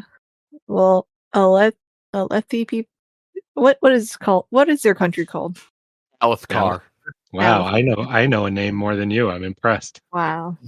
Alethkar is no Gondor. They kind of had a The bad leader's reputation. pretty much as paranoid. Yeah. Taravangian did nothing wrong. I stand by that. Okay. Anything else from this chapter you two want to go over? Not me. No. All right. So this chapter was called Last Legion. So why do you believe that was chosen for the chapter title? I have a theory.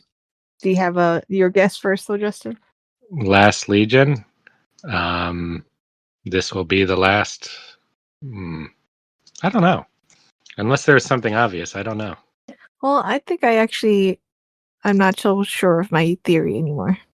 And why'd you say that? Because I just thought it. Well, let's hear it anyways. All right. Well, they just told a story of how they had a long time ago fought for something together in a big army, a last legion, and then they kind of abandoned their post and stuff, and that just sounded all similar. So I thought maybe that the Parshendi were that old herald and the old heralds and stuff. I wonder. Like they seem like a really ancient people. So Well, we'll move over to the theories and predictions segment. I just have I think just two questions. First is going to be that man that killed Yim, because I think you guys had said that you don't think that the murder was the real reason why he did it. So why did he look into this man's past and murder him, or give justice to him? I think it's either that he's from some sect that just believes in that, like we were kind of implying before, or it's that he serves the people of whatever that girl who died was, and his job is to hunt down those who, like, kill or hurt the noble family or work against their cause or something like that. But I hope it's the first. I hope he's just a psychotic vigilante. No, I think it's because this sect is an evil bad guy sect, and they want to kill all the nice people in the world who are kind of bringing everyone together and have those thoughts and those Wait, kind of well, then why did they have this justification? because they have to follow some kind of old rule. And Like, so they just knew that this was a swell guy out there, and so they find one thing to catch him on. Specifically, he had he was so nice, he had a little spren helping him heal little orphan boys and stuff like that. And they were like, they just want to snuff out anyone who has a nice spren, and So why do they need the justification? Because that's an interesting theory. I like it, because they'd be trying to stop the return of the bad guys, Radiance? the Radiance. That's the word I'm looking for. Yes. So I like that theory, but why do they need to do that? Because this is an old agreement from back in the day where they had to say, well, it needs to be done, so we can only get rid of them because if they commit a crime. And so they solidified that in some kind of deal, the same kind of way that Zeph has, where he's compelled to follow those rules, Mm-hmm. So I like that theory, or a version of it. I will take it as well. That is now my theory. hey, you can't do that. I just did. It is done. All right. And then my other question will be, what is an honor blade? A shard blade that is used by someone who has an honor spren. So that means when Kaladin gets one, he will have an honor blade? Yeah, but you can only use it if you have an honor spren. Acceptable. I will also take that theory. So they'll find it and they'll be like, oh, no one can lift this shard blade. It's just stuck in this stone. And then so it's not just a shard blade wielded by someone with an honor spren. Yeah, it was left in there. Maybe that's how, yeah. So he has to go, he'll secretly go and take it from the stone and become the king. Well, in the Eshonai chapters, they were saying there are shard bearers, or there are, was it surge binders back? And she was saying, we don't know that they were surge binders. It might have been an honor blade. Yeah, that's just what they call our regular shard blades. No, I think that you are correct, Sheta, but you don't realize it, because I think it has to just be as simple as somebody who has an honor spren who wields a shard blade gets access to a specific power set. Yeah. You said that was not that. You said that it was a very specific kind of blade that only somebody with an honor spren could carry. Yeah. Yes, and I when it was said like that made complete sense. That okay. They would be like, sounds great. Yeah. Because they'd be like, well, it could just be that, and the way they said it was, it just made sense. So just the person who has an honor spren, they call a shard blade or an honor blade. Mm-hmm. All right. And the rest I'll leave open for you guys for whatever theories you might have come up with these interludes. My only theory was the one of that lady's going to become a supervillain. Yeah, that's a good one. I'll take that. Hey. I forgot. Was it Eshonai or Venli that you're saying was going to be the Venli? Yeah. She's going to run out into the storm. Eshonan's going to be like, you can't. And she's going to be like, I'm not going to let you steal this honor because people remember astronauts but not scientists. And then she's going to get ambition spren or some power, and it's going to turn her into like a Dr. Doom type. Yeah, it's going to unlock an old power and Mm-hmm. and an old ancient form. that will turn her hopes of peace talk into never happening. That's correct. And then the dark god, who they're all, afraid of and stuff, is going to be like, that's going to be the one who takes her. Yeah. And it's going to be like, oh no, that happened. Yeah. That's what it's going to be. Justin, why are you talking so much like it's the movie Fantastic? Am I? Yeah, because that's how right, they got their. Right. That was the plot because they're like, hey, no one actually knows scientists. They only know the jocks that went up to space. I'm thinking, oh my god, astronauts are not just some random jocks they picked. They had to do a lot of training for that, and so they go. And you even said the name Doctor Doom. That's true. I guess I must be channeling that movie. oh my god, Because- no, let's not do that movie. So this is going to turn into Fantastic, which means we're not in for a good rest of the book. I will Once stop. we cut to 1 year later, it's going to be pretty painful. that movie was painful before that. Yeah, but it was way more after that. All right, Sheta, any theories from you? I think it's. Oh, I just thought it was interesting that they don't have artists in the Parshendi, and then Shallan is an artist.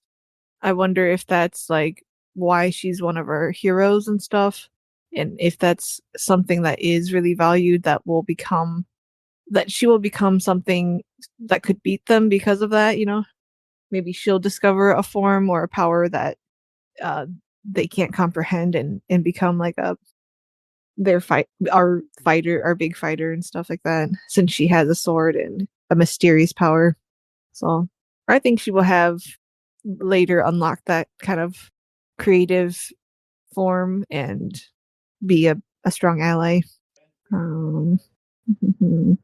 Oh, what I was saying earlier was the centuries ago, their ancestors left their god behind for freedom. I just thought that was similar to what the other side did. Like, everyone seems to abandon their god and stuff like that, and that's kind of like the fall of humans kind of thing. So I wonder if that's a theme too, like why their powers are waning and why they have a hard time connecting to it. Yeah. And then I already said my theory. Like, I'm hoping for a love triangle with Eshonai and Dalinar and Navani. Veto. Huh? I veto that. But if Eshonai sees Kaladin, it could be Kaladin instead. So if Dalinor's kind of retiring from that and he's settled down. Joe, can you stop her? I don't want to hear any more of that. All right. We'll go on to characters. Or where you've crossed the line, shit. They're not crab people. All right, let's move over to characters of the week. Mine is the Crescent Moon Killer. I thought he was badass. And I liked his creepy, completely emotionless way of talking about this. Like, you committed a sin at some point, I'm going to kill you for it thing. I thought it was very horrifying. Justin, do you think he's going to show up again in this book? If he does, I think it would be somewhere in the second half in a minor kind of scary role. I guess I'm gonna pick Eshonai, but I also am kind of upset because she's shown up as the badass shard bearer that Dalinar has fought, and I feel a little bit like taskmastered in that she is like just this big lady who is it. I wanted a badass Parshendi guy, so I was a little let down. That's funny because I'm somewhat the opposite. When it was just some other like Parshendi guy, I was not that interested. When it reveals that it's one of their mysterious females, which they can't even tell the difference, I'm like, well, I'm learning a lot about their culture. That makes it more interesting that it's more different than the Alethi one. So that's funny that you felt like you lost a character, and I felt like I lost a character I didn't want to see. So that's really funny. Well, I like boys, so I wanted a cool boy Parshendi to be best friends with our guys and stuff. Why is everyone always friends in these stories you're telling yourself? Because the friendships are really nice. Yeah, but I still think her story is interesting, and Yeah. I think it's interesting. She kind of mirrors Dalinar in that she wants to have the peace talks, and she doesn't really want to keep going like this. So, and it's pretty cool that she's the last shard bearer and stuff. All right, and for my character, I'm also gonna go with Eshonai. I just liked her chapters. Learned so much about the Parshendi listeners in this. Get a lot of introspection and just seeing that she just wants to. She wants to end the war. She doesn't even want to do this. She wants to be an explorer. Just a lot of insight into character, plus the fact that it goes into, we technically saw her last book. And she had an impactful part in that without us really knowing her name. All right. So now let's go over quotes. I took a quote from the wrong chapter, so I have to find another one. I was talking for a long time. I didn't realize I was muted. Oh my gosh. These chapters I felt were full of really interesting quotes, but the one I picked I liked. To live was to be a fragment of the Cosmere that was experiencing itself. And then it goes into talking about what we talked about before about, God, the Cosmere, as they said, is trying to experience existence. But the part I like about that first part is that we're made of the same matter as everything else in the universe, So the idea that what is life, which is a pretty interesting, difficult question, just to experience yourself as compared to a rock, which cannot, I thought was an interesting way to put it. I'll read mine while we give Sheta time to pick a new one. So mine's a little bit from Eshonai when she's in her home. My maps, she thought, from those early days. Without meaning to, she had tuned remembrance. Days spent hiking across the wilderness of what the humans called Nat, and passing through the forests and jungles, drawing her own maps and expanding the world. She started alone, but her discoveries had excited an entire people. Soon, though, still in her teenage years, she'd been leading entire expeditions to find new rivers, new ruins, new spread, new plants, and humans. In a way, this was all her fault. Her mother started singing again. Looking through her old maps, Eshonai found a powerful longing within her. Once she'd seen the world as something fresh and exciting, new like a blossoming forest after a storm, she was dying slowly as surely as her people were. She packed up the maps and left her mother's house, walking toward the center of town. Her mother's song, still beautiful, echoed behind her. Eshonai attuned peace. That let her know that she was nearly late for the meeting with the rest of the five. I just liked it, just in there, seeing the maps, remembering all the stuff that came with it. It's something that everyone always experiences. Like you go back to like your parents' house, your grandparents' house, you see something from when you were younger, and it just brings you back on memories of, what you were doing at that place or what certain things were and stuff. It's nice. Granted, most of us probably didn't accidentally cause a genocide to our own people, but maybe not accidentally. Okay. I guess I'll say this one.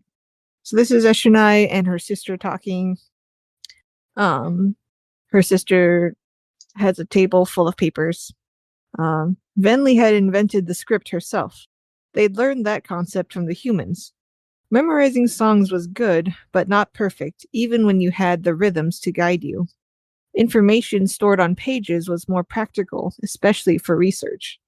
Eshonai had taught herself the script, but reading was still difficult for her. She did not have much time to practice. And then later, Venli goes, Eshonai, you keep saying you want to negotiate. I think it is because you're fascinated by humans. You think they'll let you go freely among them? A person they see as having the form of a rebellious slave? Centuries ago, Demid said, we escaped both our gods and the humans. Our ancestors left behind civilization, power, and might in order to secure freedom. I would not give that up, Eshonai. Stormform. With it, we can destroy the Alethi army. With them gone, Venli said, you can return to exploration. No responsibility. You could travel, make your maps, discover places no person has ever seen. What I want for myself is meaningless, Eshonai said to reprimand, so long as we are all in danger of destruction. She scanned the specs on the page, scribbles of songs without music, written out as they were, their souls stripped away.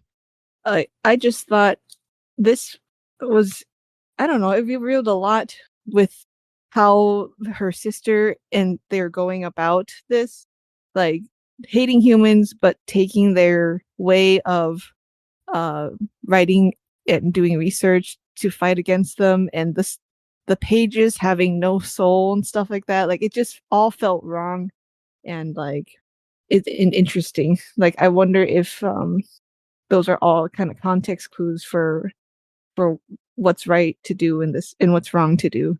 So, and for her sister to hate humans so much, but also like, yeah, copy them, being a little human herself. I think she's more than kind of human. I think she's one of the most human of them that we've seen so far. Yeah. All right. Yep. So we'll go over. We have a couple comments. So first from The Way of Kings Prelude through Chapter 2. This one's from the RPG Chick. Hello, Cosmere Chronicles crew. I've been slowly catching up with your videos as I go on my own Sanderson journey. When I was leading Elantris, my first as well, you were reading Hero of Ages. Now I've started The Way of Kings, and you just started reading Words of Radiance. Thanks for all the insights and crazy ships along the way. Insights and fun. crazy ships. I like that description of the podcast. Sounds right. And they also had a question for us, and I'm just gonna save it for a future, like, beginning of episode questions thing. So, Cool. RPG Chick, the answer to that will be in a future episode. Have you ever killed a man? Oh. And then from our Words of Radiance, prologue through Chapter 2. First one's from Karen T4940. As a long-term fan of the Cosmere, there are some painful moments in this episode. The discussion around this one point was causing me physical pain. So I went to that point. That was where Sheta was talking about, well, Moash is the hot one. And Justin and I heard, like, when does it say Moash was hot? Oh my And god. Whole discussion about whether or not Moash is hot. Oh god. And did you agree? No. There was no evidence that Moash was hot. I remember that. Someone has to back me up on this. Well, this person it's said not it gonna caused be them that physical common, pain. But that does not sound like backup. All right. Next comment from All Chad. When you guys discussed if Moash was hot, and Joe and Justin were like, it's never mentioned he is, all I can think of was, Moash is handsome? Who decided that? And he had quotes around it, so I felt like that's a quote from something. I just don't recognize it. I swear I read that somewhere. You also swear Sadius is handsome, and there's actual evidence to the contrary. I never said he was handsome. I said he was attractive. There's evidence to the contrary. I like manly, ugly guys, okay? Mm-hmm. Okay, well, the who decided that meme comes from Seven Deadly Sins.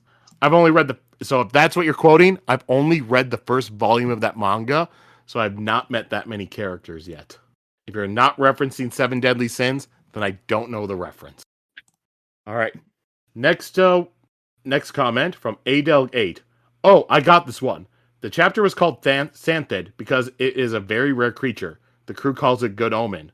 But later, Yasna talks about the possibility of Shallan being a Radiant, an even more mythical creature than the Santhid, and some would say that they are a bad omen. Also, Santhid sounds like Latin for saint, Santi, or Santo. If we are comparing the Santhid to Shallan, maybe this hints to a holy connection that she may have. But the word sound could just be a coincidence, and I'm just rambling. See, Joe, this is the kind of insight you're looking for with that question. And I'm telling you, you will never get it from me. Yeah, we should just refer to let's hear. Because I have no... I will tell you right now, the main chapter that made me decide to ask you that question thing every single time was the chapter called Eshonai. Because I just want to get to that being like, so this chapter was called Eshonai. Why the fuck do you think that was the title? So it's like, can I stop being asked so I don't have to try stop? to give good insight? Because I have none. I have my specialties. That is not one of them. Because that was an answer to that question. That was some good stuff.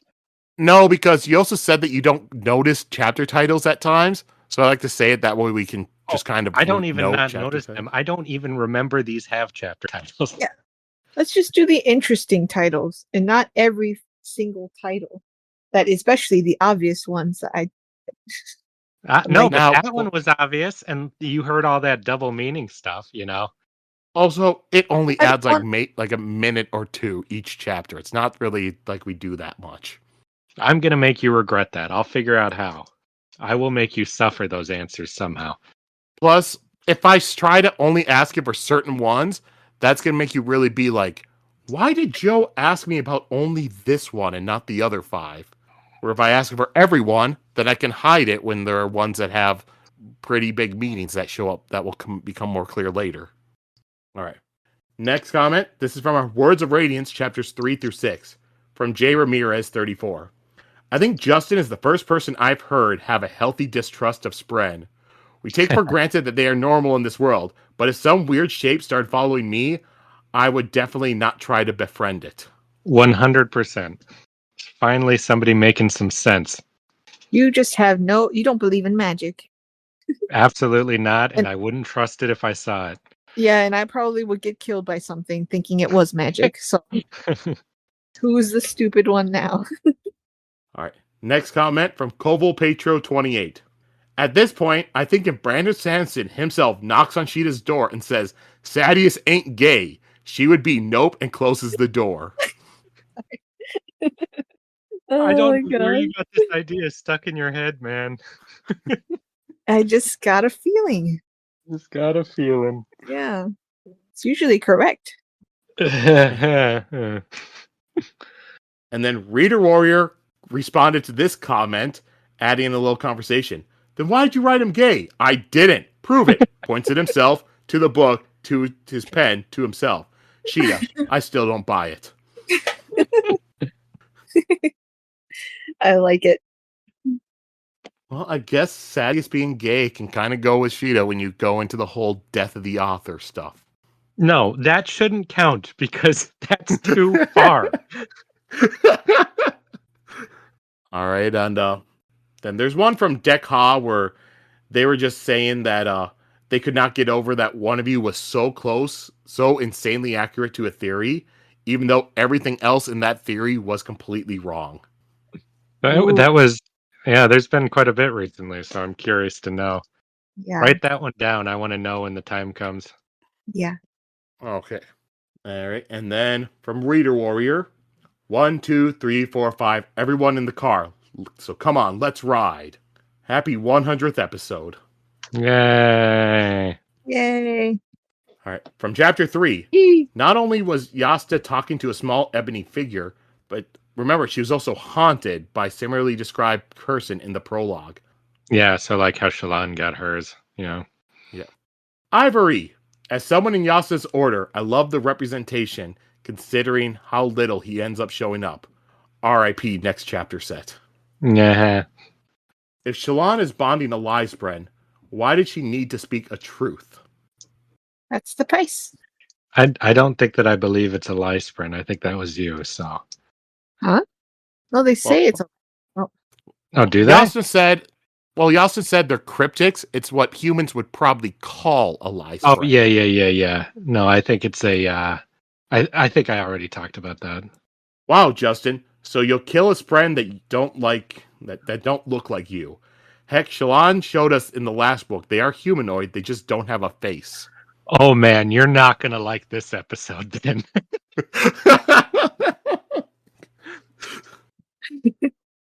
Chapter 4. Kaladin's firstish night on the job, and someone snuck in over Dalinar's sleeping body and graffitied his wall. Not a great job so far. No, not really. Should probably be fired. Yeah. He was really beating himself up about it, as he would. So.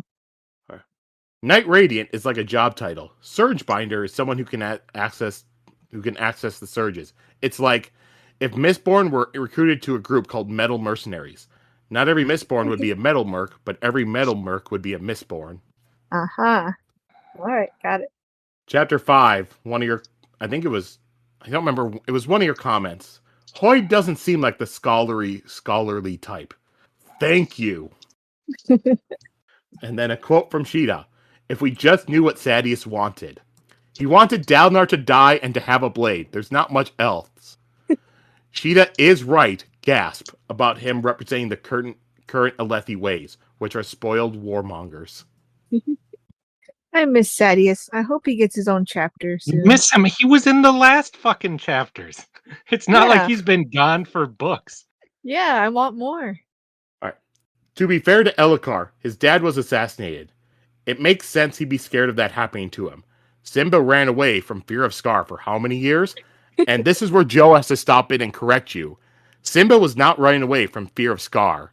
Simba was running away because he was blaming himself for Mufasa's death. Scar even told him that Simba's the one that killed Mufasa. So Simba ran away because of guilt. He was not afraid of Scar at all. I don't remember this.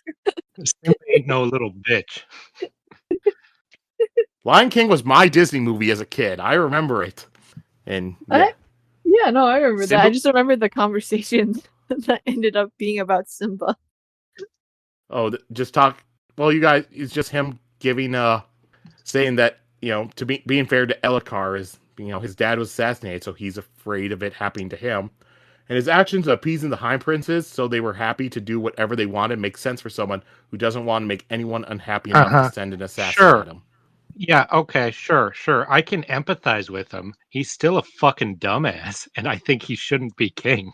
Yeah. Dalinar basically confirms he's a dumbass. Everyone knows he's a dumbass. His mom does. Yeah, it's kind of embarrassing. When Kaladin watches in, he's like, man, what a dumbass. But do you think Elhokar can grow and be a good king? Simba did. But Elhokar's older than Simba when he was a little cub. Sheta, you have no idea how Simba rules, is it? Well, I guess the lands got yeah, they became he would be a gold good again. king. Yeah. Of... no, I don't think Elhokar can come to be a good king. I don't think so. I have very little faith in the guy. It's a no for me. I think that if he was going to, in the last chapter, or in the chapter we saw him doing the speech, we would have seen some growth in him. Instead, it seemed like, Kaladin just saw all this bad stuff in him.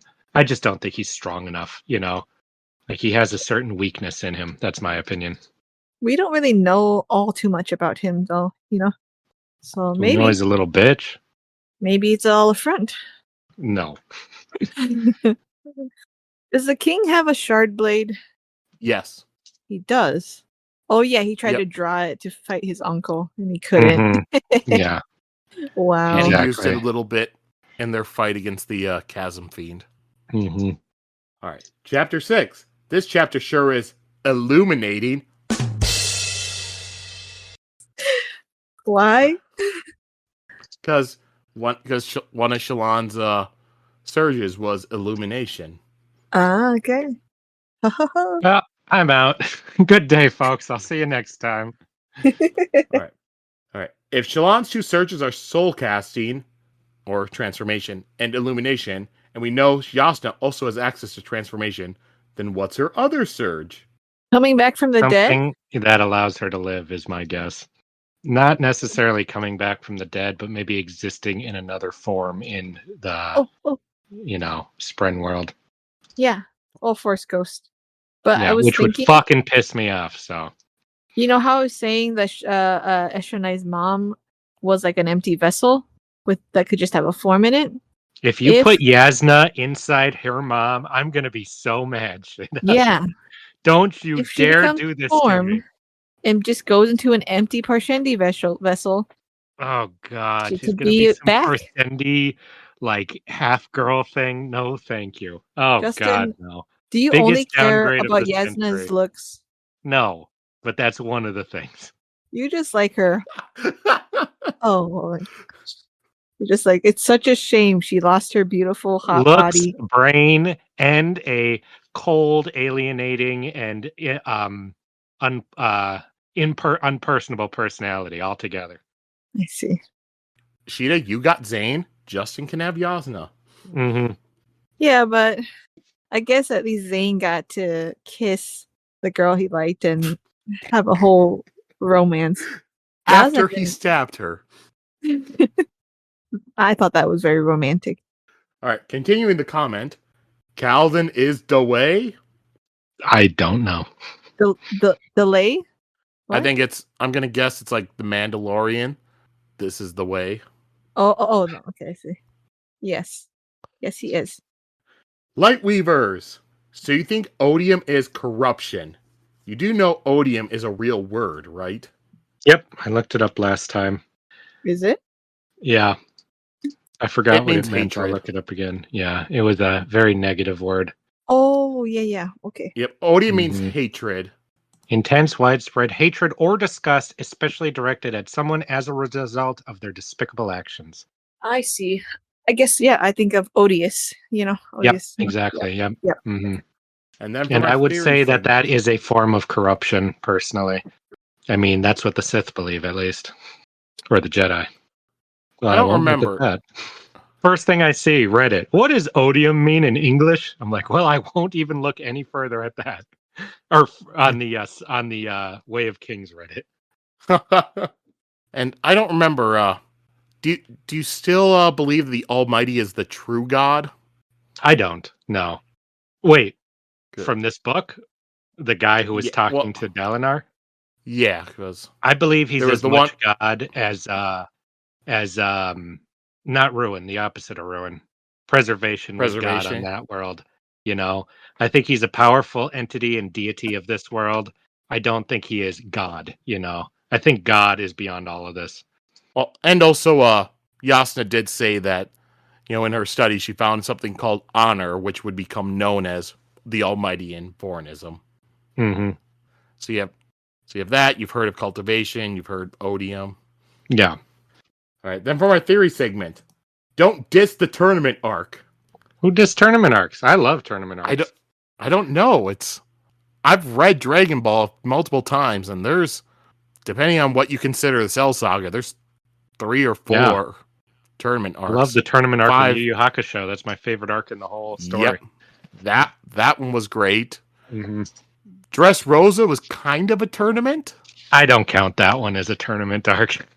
It had a tournament in it, yes, but what about the Chunin exam in Naruto? I don't remember. That was think, early. That's when they just fought each other, right? Yeah, with Gaara first showed up. Yeah, that would. I'd count that. Yeah, that was cool too. I like that. No, I'm a sucker for a good old tournament arc. You just get a bunch of new cool characters. Fairy Tail, I like that one too. Yeah, like I'm a sucker for those. Mm-hmm. Yeah, that was the best one in Fairy Tail was the Grand Magic games. Yeah, that was cool. Total sucker for that shit. So it must have been Sheta, apparently, who dissed them. What? Do you hate tournament arcs or do you like them? I don't remember saying anything about it, but I don't particularly like them. I actually like kind the of martial arts tournament in Dragon Ball. Like, did you like that, or did you like the other parts more? I don't not like them, but I think they're kind of boring. I think it just is that I don't action and fighting isn't my number one thing that I like in things. So, what about action, fighting, and plethora of random new characters? Same. Really? But wait a minute, that can't be true. Food Wars, you said, is one of your favorite animes. That's the whole show is nothing but tournament arcs. I just said fighting and action was what I didn't like. That is fighting and action. They cook so well. It's filmed exactly like an action scene. There's cooking. There's food tasting. There's and so I guess I'm not against tournaments. So just like fighting tournaments, I guess, because I do like I like basketball. They're sports too. Like. I'd say that's different because tournaments are like one-on-one fights specifically. Well, you have basketball tournaments where it's a but it's not the same as a tournament. Yeah, but their ace player is the main character in that, and so it's him against their other team's ace player. Slam Dunk, the main character is not really the ace. He becomes better throughout the thing, but their team's just fucking stacked in that manga. I think it's just I do like the new characters and their new abilities aspect. Like what do they have for a challenge? To our main characters. But I don't know. It has to be very specific. I'm not like. Are you trying to tell me, Sheta, that Yamcha versus the Invisible Man was not the greatest fight in anime history? I think anything Yamcha does is pretty awesome. So- Correct answer. I don't know. I preferred him against Shen in the 23rd tournament. Oh yeah. All right, we'll go on. This will be right a few episodes after this. But remember when you thought Shallan and Yasna would just quick travel to the war camps? Ha ha ha ha ha. Yeah, I'm not happy about it. That's all I can say.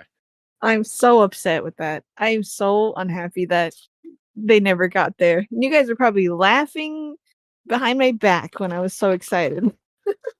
Oh, I do that when I listen to podcasts. They say something so confidently that's so wrong.